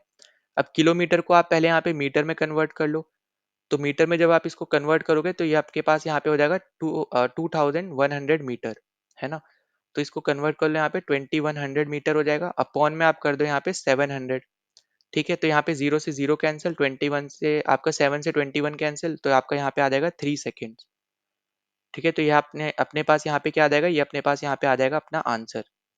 ठीक, तो अपना राइट आंसर क्या हो जाएगा यहाँ पे, सी ऑप्शन, 3 सेकेंड अपना यहाँ पे राइट आंसर है। तो यहाँ पे आपको किलोमीटर में दे रखा था, तो उसको आपको मीटर में कन्वर्ट करना पड़ेगा, क्योंकि आपको जो ऑप्शन में पूछ रखा है वो यहाँ पे सेकेंड में पूछ रखा है, ठीक है, आर में नहीं पूछ रखा है। क्योंकि आपको पता होगा मीटर पर सेकेंड एक इसकी यूनिट होती है, एक होती है आपके यहाँ पे किलोमीटर पर आर। तो क्योंकि आपको किलोमीटर दे रखा है, पर आपको ऑप्शन में सेकेंड दे रखे हैं, तो आपको कन्वर्ट करना पड़ेगा पहले। तो 2.1 किलोमीटर को हमने यहाँ पे 2100 मीटर में कन्वर्ट किया, तो वहां से अपने पास आंसर आ गया 3 सेकेंड। ना अगला क्वेश्चन आपको यहाँ पे 2018 में पूछ रखा है, आपको यहाँ पे दो स्टेटमेंट दे रखी है, आपको बताना है कि कौन सी स्टेटमेंट करेक्ट है। अगर दोनों ही करेक्ट है, तो क्या यहाँ पे कोई एक स्टेटमेंट आपकी दूसरे स्टेटमेंट को एक्सप्लेन कर रही है, या फिर दोनों गलत है, या फिर कोई भी एक सही है। ठीक है, तो यहाँ पे ऑप्शन आपको कुछ इस तरफ दे रखे हैं। तो देखो पहला स्टेटमेंट आपसे बोल रहा है sound waves can travel through a vacuum. अब ये जो स्टेटमेंट है एकदम गलत है। तो यहाँ पे क्यों गलत है, क्योंकि आपकी जो साउंड वेव होती है वो एक तरीके की आपकी यहाँ पे मैकेनिकल वेव होती है। ठीक है, जो कि आपका यहाँ पे आप बोल सकते हो उसको लॉन्गिट्यूडनल वेव हो गई। ठीक है, तो यहाँ पे उन सब वेव्स को यहाँ पे ट्रैवल करने के लिए कुछ ना कुछ मीडियम चाहिए होगा, ठीक है? तो ये पॉइंट याद रखना। तो यहाँ पे जैसे आपकी लाइट वेव होती है, तो लाइट वेव आपकी यहाँ पे वैक्यूम के थ्रू ट्रैवल कर सकती है, क्योंकि उसको मीडियम ज़रूरी नहीं है चाहिए हो। पर आपकी जो साउंड वेव्स होती है, मतलब जो भी आपकी मैकेनिकल वेव्स होती है, उन सबको आपको मीडियम उसको उन लोगों को यहाँ पे चाहिए होता है ट्रैवल करने के लिए, ठीक है? पहली चीज़। दूसरी चीज़ कि यहाँ पे वैक्यूम के थ्रू यहाँ पे ट्रैवल क्यों नहीं कर सकते यहाँ पे? तो जैसे मैंने बताया यहाँ पे एक तो हो गया यहाँ पे कि उनको मीडियम चाहिए ही होगा, क्योंकि वो आपकी एक टाइप की मैकेनिकल वेव है। दूसरा आप इसी को बोल सकते हो यहाँ पे, क्योंकि आपका जो वैक्यूम होता है उसमें कोई भी आपको पार्टिकल्स देखने को नहीं मिलते, जो जिसकी वजह से यहाँ पे आपको वाइब्रेशंस फील हो। तो वो इसकी वजह से भी आप यहाँ पे इसको बोल सकते हो। अब जैसे अगर आपने देखा हो कि यहाँ पे आप जब डीजे वगैरह यहाँ पे चलाते हो, तो आपको दिखता होगा कि यहाँ मतलब आप देखते होगे कि जो आपके स्पीकर्स होते हैं वो आपके यहाँ पे थोड़े वाइब्रेट होने होते हैं। तो इसलिए वो होते हैं क्योंकि आपकी जो साउंड वेव होती है वो वैक्यूम के थ्रू ट्रैवल नहीं कर सकती है, ठीक है? उनको मीडियम चाहिए होता है, और यहाँ पे वैक्यूम की तरह इसलिए ट्रैवल नहीं कर सकती है क्योंकि यहाँ पे वैक्यूम में कोई भी पार्टिकल आपको देखने को नहीं मिलते, जो कि आप यहाँ पे वाइब्रेशंस कर पाओ, ठीक है? तो यहाँ पे पहला स्टेटमेंट इसलिए आपका यहाँ पे गलत हो जाएगा। दूसरा आपसे बोल रहा है कि light is an electromagnetic wave and can travel through vacuum. अब यहाँ पे एकदम करेक्ट है, ये तो मैंने अभी अभी आपको यहाँ पे बताया कि जो आपकी लाइट वेव होती है, तो वो एक टाइप की आप इसको बोल सकते हो यहाँ पे इलेक्ट्रोमैग्नेटिक वेव्स होती है, और हर एक टाइप की वेव्स जो होती हैं उनको मीडियम की जरूरत नहीं होती है। उसका एक प्राइम एग्जाम्पल है आपका यहाँ पे लाइट वेव, या फिर आप इसी को बोल सकते हो इलेक्ट्रोमैग्नेटिक वेव। तो ये दो टाइप की जो वेव्स हैं बेसिकली, इनको यहाँ पे कोई भी मीडियम की जरूरत नहीं होती, ये सीधा सीधा आपके यहाँ पे वैक्यूम के थ्रू यहाँ पे ट्रैवल कर सकते हैं। तो यहाँ पे इसमें कोई भी गलत नहीं है, ठीक है? तो यहाँ पे सेकंड स्टेटमेंट सही है, पहली स्टेटमेंट गलत है। तो अपना यहाँ पे जो राइट आंसर होगा वो अपने पास हो जाएगा यहाँ पे डी ऑप्शन। पहली स्टेटमेंट फॉल्स है, दूसरी स्टेटमेंट अपनी यहाँ पे करेक्ट है। और जो सेकंड स्टेटमेंट है वो क्योंकि यहाँ पे फर्स्ट को एक्सप्लेन नहीं कर रही है, ठीक है? दोनों अपनी यहाँ पे इंडिपेंडेंटली यहाँ पे बता रही हैं चीजों को। तो अपना यहाँ पे ए और बी तो अपना वैसे ही यहाँ पे आउट ऑफ कॉन्टेक्स्ट है, ठीक है? तो सी और डी में से आपको बताना था, वो अपना यहाँ पे डी ऑप्शन। नेक्स्ट क्वेश्चन आपको दे रखा है यहाँ पे 2019 में। तो यहाँ पे आपसे बोला जा रहा है कि when a longitudinal waves moves through a certain medium the quantity which is transmitted through the medium is. अब यहाँ पे आपसे बोल रहा है कि अगर हम यहाँ पे बात करते हैं लॉन्गिट्यूडनल वेव्स की, जो आपकी एक पर्टिकुलर मीडियम से यहाँ पे ट्रेवल कर रही है, तो उसमें यहाँ पे क्या चीज आपकी यहाँ पे ट्रांसमिट होगी, ठीक है? तो यहाँ पे अगर आपको पता हो कि लॉन्गिट्यूडनल वेव, जैसे मैं आपको यहाँ पे बताया जैसे साउंड वेव है, तो साउंड वेव को एक पर्टिकुलर मीडियम यहाँ पे चाहिए होता है। मीडियम क्यों चाहिए होता है? क्योंकि वहाँ पे मीडियम में कुछ पार्टिकल्स होते हैं जिनके थ्रू यहाँ पे आपको वाइब्रेशन फील्स होती हैं। तो यहाँ से हमें एक चीज तो दिख रही है यहाँ पे कि material of the medium only यहाँ पे तो होना नहीं है, क्योंकि हम यहाँ पे इसको मटेरियल जो होगा बेसिकली वो सिर्फ और सिर्फ यहाँ पे वाइब्रेशंस की तरह यहाँ पे यूज होगा, पर वो यहाँ पे ट्रांसमिट नहीं होगा, ठीक है? एक जगह से दूसरी जगह ऐसा नहीं होगा। तो वो सिर्फ और सिर्फ वाइब्रेशंस की वजह से हमें यहाँ पे फील होगा। तो जहां जहां आपको मटेरियल दिखे ऑप्शन में, आप सीधे सीधे उसको एलिमिनेट कर सकते हो। अब जैसे यहाँ पे आपको बोथ मटेरियल भी बोल दिया, एनर्जी भी बोल दिया, तो यहाँ पे ये गलत हो जाएगा क्योंकि यहाँ पे मटेरियल बोल दिया। फिर नन ऑफ दी अबव यहाँ पे होना नहीं है, क्योंकि अपना राइट आंसर हो जाएगा यहाँ पे एनर्जी। तो बी ऑप्शन आपका यहाँ पे एकदम करेक्ट है। तो आपकी यहाँ पे जो एनर्जी होती है लॉन्गिट्यूडनल वेव्स की, वो सिर्फ आपकी यहाँ पे ट्रांसमिट होती है एक जगह से दूसरे जगह थ्रू द मीडियम, ठीक है? तो ये पॉइंट आपको यहाँ पे हमेशा याद रखना है। और जैसे मैंने आपको यहाँ पे अभी दो तीन क्वेश्चन में बता रखा है यहाँ पे लॉन्गिट्यूडनल वेव्स, वाइब्रेशन, ठीक है, पार्टिकल, वैक्यूम, तो इन सबको आपको इंटरलिंक करते हुए चलना है, ठीक है? एक दूसरे से कनेक्ट करते हुए ही चलना है। तो बी ऑप्शन अपना यहाँ पे राइट आंसर है। ना अगले क्वेश्चन पे चलते हैं। तो अगला क्वेश्चन आपको यहाँ पे 2021 में यहाँ पे पूछ रखा है। तो यहाँ पे आपको देखो सबसे पहले चीज आपको जो पता होना चाहिए, तो यहाँ पे आपको एक ऑर्डर पता होना चाहिए। जो यहाँ पे मैं ऑर्डर लिख रहा हूँ, तो यहाँ पे इसको नोट डाउन कर लेना। सबसे पहले आपकी आती है यहाँ पे गामा रेस, फिर नीचे आपको देखने को मिलेगी यहाँ पे एक्स रेस, फिर उसके नीचे आपको देखने को मिलेगी यहाँ पे UV rays, ultra violet rays, फिर उसके नीचे आपकी यहाँ पे आती है बीच में विजिबल लाइट, ठीक है? विजिबल लाइट बोलो, विजिबल रे बोलो। फिर आपकी यहाँ पे आती है इंफ्रारेड, फिर उसके नीचे आपकी आती है यहाँ पे माइक्रोवेव, ठीक है? फिर उसके नीचे आपकी लास्ट में आती है यहाँ पे रेडियो वेव। अब देखो यहाँ पे कभी कभी ना आपको ऐसा क्वेश्चन पूछ लेता है कि इन सब में आपको आपको ऑप्शन दे दिए जाएंगे, इनमें से कोई भी चार ऑप्शन दे दिए जाएंगे, और फिर आपसे बोलेगा कि इनमें से सबसे मिनिमम आपकी वेवलेंथ किसकी है, ठीक है? तो आपको हमेशा याद रखना है कि आपकी जो वेवलेंथ है, ठीक है, जिसको हम लैम्डा से डिनोट करते हैं, तो वो आपकी यहाँ पे इस पर्टिकुलर डायरेक्शन में जाती है, जहाँ पे मिनिमम आपका ऊपर की साइड रहता है और मैक्सिमम आपका यहाँ पे नीचे की तरफ रहता है, ठीक है? पहली चीज। दूसरी चीज, कभी कभी आपसे यहाँ पे फ्रीक्वेंसी के बारे में भी पूछ लेता है, तो फ्रीक्वेंसी जस्ट अपोजिट होती है आपके यहाँ पे वेवलेंथ से। तो यहाँ पे जो फ्रीक्वेंसी होगी वो आपकी ऊपर वाले की मैक्सिमम होगी और नीचे वाले की आपकी सबसे कम होगी, ठीक है? तो इस तरीके से आपको यहाँ पे ये चीजें भी यहाँ पे याद रख लेनी है, बहुत ज्यादा इंपॉर्टेंट है। आपको कभी कभी डायरेक्ट क्वेश्चन यहाँ पे आपको देखने को मिल जाएगा। फिर अगला यहाँ पे जो आपसे बेसिकली बोला जा रहा है कि विच इलेक्ट्रोमैग्नेटिक रेडिएशंस इज और are use to cook food. ठीक है, अब यहाँ पे आपको बेसिकली यहाँ पे रेडिएशंस दे रखे हैं और आपको बोला है कि यहाँ पे कि कौन से इनमें से यूज होते हैं खाना बनाने के लिए। तो देखो यहाँ पे आपको जैसे मैंने बताया, जैसे आपका रेडियो वेव है, ठीक है। अब यहाँ से मैं इस तरीके से बताते हुए चल रहा हूँ। तो जो रेडियो वेव है आप यहाँ पे देखोगे तो यहाँ पे आपको ज्यादातर कम्युनिकेशन में यूज होता हुआ नजर आएगा। ठीक है, तो यहाँ पे आप इसको कम्युनिकेशन के लिए रखते हो। फिर जो आपका माइक्रोवेव है, तो आपको यहाँ पे आपको पता होगा कि आपका एक माइक्रोवेव आपका एक तरीके से आपका एक इंस्ट्रूमेंट भी होता है जिसपे आप खाना बनाते हो, है ना। इंस्ट्रूमेंट बोल लो या फिर आप जो भी बोल लो उसको। तो उसमें आप यहाँ पे खाना भी बनाते हो, उसको भी हम यहाँ पे माइक्रोवेव ही बोलते हैं। तो उसमें आप यहाँ पे खाना बना रहे हो तो उसमें भी आपकी जो वेव यूज हो रही है वो आपकी माइक्रोवेव ही यूज हो रही है। ठीक है, तो यहाँ पे ये तो होना ही है। ठीक है, माइक्रोवेव तो करेक्ट आंसर है। अब इसके अलावा क्योंकि आपको दो ऑप्शन दे रखे हैं, एक आपको माइक्रोवेव ओनली भी दे रखा है और एक आपको infrared and microwave only they रखा है, मतलब इन दोनों को मिला के दे रखा है। तो देखो डी तो आपका गलत हो जाएगा क्योंकि ऑल इलेक्ट्रोमैग्नेटिक होना नहीं है, क्योंकि अभी मैंने आपको बता दिया कि रेडियो वेव आप यहाँ पे कम्युनिकेशन में यूज करते हो। तो इसकी मदद से आप यहाँ पे सीधे सीधे डी को एलिमिनेट कर सकते थे। और इंफ्रारेड भी आपका अकेला नहीं होगा, आपका जो राइट आंसर होगा वो आपका होगा यहाँ पे सी ऑप्शन। तो देखो यहाँ पे जो आपकी इंफ्रारेड है, यहाँ पे ये आपकी यूज होती है इलेक्ट्रिक हीटर्स हो गए, कुकर्स वगैरह हो गए, या फिर कैमरास हो गए, इन सब में यहाँ पे ज्यादातर आप यहाँ पे इंफ्रारेड यूज करते हो। ठीक है, तो यहाँ पे आपको जैसे मैंने बताया कि कुकर्स में वगैरह में आप यहाँ पे यूज करते हो, तो आपको यहाँ पे इंफ्रारेड भी यूज होती हुई नजर आएगी यहाँ पे कुकिंग करते टाइम। ठीक है, तो यहाँ पे दो टाइप की रेडिएशंस होती है जो आपकी यहाँ पे भी एक तरीके से आप यहाँ पे यूज करते हो खाना बनाने के लिए, वो आपकी होती है एक इंफ्रारेड, दूसरी होती है आपके पास यहाँ पे माइक्रोवेव। ठीक है, तो सी ऑप्शन अपना यहाँ पे राइट आंसर हो जाएगा और ये बहुत ज्यादा जरूरी है, इन सबको यहाँ पे नोट डाउन कर लेना, जो मैंने बताया उस तरीके से आप इसको यहाँ पे जरूर लिख लेना। तो अगला क्वेश्चन आपको यहाँ पे 2019 से पूछा गया है, तो यहाँ पे आपसे बोला जा रहा है कि which one of the following is not true for an electromagnetic wave. ठीक है, तो यहाँ पे देखो आपको चार ऑप्शन दे रखे हैं, आपको बताना है कि इनमें से क्या चीज गलत है। तो पहला ऑप्शन आपसे बोल रहा है कि electromagnetic wave transports energy and momentum. तो यहाँ पे एकदम करेक्ट है कि जो आपके यहाँ पे, जैसा अभी मैंने आपको यहाँ पे पिछले ही क्वेश्चन में यहाँ पे मैंने ये सब जो आपको वेव्स लिखवाई है, ये सब आपकी यहाँ पे इलेक्ट्रोमैग्नेटिक वेव्स हैं। ठीक है, तो यहाँ पे इसको नोट डाउन कर लेना, बहुत ज्यादा इंपॉर्टेंट है। तो ये जो आपकी वेव्स होती है ये आपकी एनर्जी और मोमेंटम दोनों को यहाँ पे ट्रांसपोर्ट करती है, एकदम करेक्ट ऑप्शन है आपका यहाँ पे ये। दूसरा आपसे बोल रहा है यहाँ पे कि electromagnetic wave can be polarised and reflected. अब पोलराइज आपको यहाँ पे याद होगा, मैंने आपको यहाँ पे पोलराइजेशन बताया था, जो आपका बेसिकली वाइब्रेशन से रिलेटेड है। ठीक है, तो यहाँ पे एकदम करेक्ट ऑप्शन है ये भी आपका यहाँ पे। ठीक है, तो ये भी आपका एकदम करेक्ट ऑप्शन हो जाएगा। फिर सी ऑप्शन आपसे बोल रहा है कि electromagnetic wave is a longitudinal. अब ये आपका गलत हो जाएगा क्योंकि मैंने जैसे आपको बताया था कि लॉन्गिट्यूडनल आपका एग्जाम्पल होता है मैकेनिकल वेव का। ठीक है, जो आपकी यहाँ पे मैकेनिकल वेव्स होती है, तो वो उनका क्या एग्जाम्पल होता है यहाँ पे मैं लिख के ही बता दे रहा हूँ। ठीक है, तो यहाँ पे एक सेकेंड देना। तो यहाँ पे आपको पता है यहाँ पे दो टाइप की आपकी यहाँ पे वेव्स हैं, एक है आपकी यहाँ पे मैकेनिकल वेव, एक आपकी यहाँ पे इस तरफ आप इसको लिख सकते हो यहाँ पे इलेक्ट्रोमैग्नेटिक। ठीक है, जो आपको यहाँ पे क्वेश्चन में दे रखा है।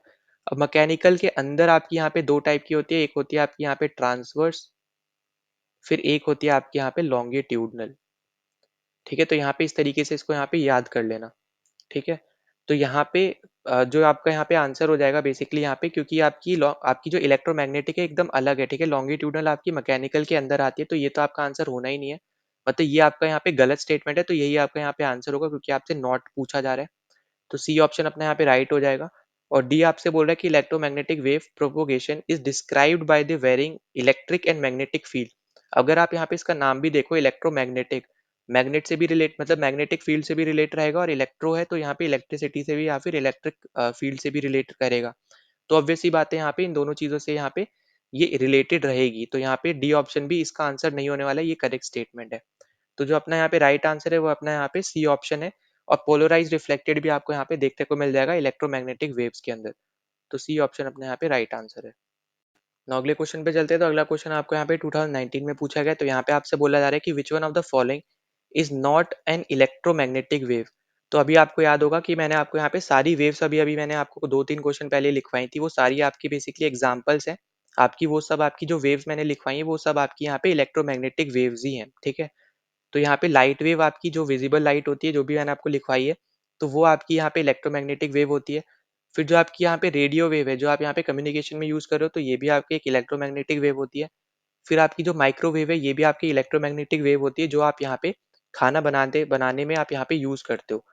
तो जो आपकी सी ऑप्शन है ये आपका करेक्ट हो जाएगा यहाँ पे, कि जो आपकी इलेक्ट्रोमैग्नेटिक वेव नहीं होती है वो है आपका यहाँ पे सी ऑप्शन साउंड वेव। तो साउंड वेव जैसे मैंने आपको बता रखा है, ये आपकी एक होती है लॉन्गिट्यूडनल वेव। ठीक है, तो ये आपकी किस टाइप की वेव होती है? ये होती है आपके यहाँ पे लॉन्गिट्यूडनल वेव, जो कि एक टाइप से आपकी मैकेनिकल वेव है। ठीक है, तो या तो आपको ऑप्शन में मैकेनिकल भी दिया जा सकता है या फिर लॉन्गिट्यूडनल भी दिया जा सकता है, तो यहाँ पे ये चीज़ें याद रखनी है। तो मैकेनिकल वेव दिया जाए, तो यहाँ पे क्योंकि मैकेनिकल का ही एक टाइप होता है लॉन्गिट्यूडनल, तो यहाँ पे वो आंसर हो जाएगा करेक्ट। ठीक है, तो साउंड वेव जो होती है आपकी एक टाइप की मैकेनिकल वेव है, और मैकेनिकल में भी आप अगर आप यहाँ पे इसको सेपरेट करोगे तो वो आपकी एक टाइप की लॉन्गिट्यूडनल वेव है। तो इसलिए आपके यहाँ पे इलेक्ट्रोमैग्नेटिक वेव में ये आपका आंसर नहीं आएगा, तो सी ऑप्शन अपना यहाँ पे राइट आंसर हो जाएगा। ठीक है, तो इसी के साथ हमने यहाँ पे सारे क्वेश्चन डिस्कस कर लिए, यहाँ पे जो भी आपके इन दोनों टॉपिक्स से आपको यहाँ पे पूछे गए पिछले 10 साल में। तो अगर आपको किसी भी क्वेश्चन में कोई डाउट होता है तो यहाँ पे जरूर कमेंट कर देना। साथ ही साथ टेलीग्राम चैनल ज्वाइन कर लेना, अगर अभी तक आपने ज्वाइन नहीं किया, लिंक मैंने यहाँ पे डिस्क्रिप्शन में दे रखा है, वहाँ पे आपको इसकी पीडीएफ मिल जाएगी। साथ ही साथ जो हम यहाँ पे क्वेश्चन प्रैक्टिस करते हैं तो वो भी आपको वहाँ पे होते रहेंगे।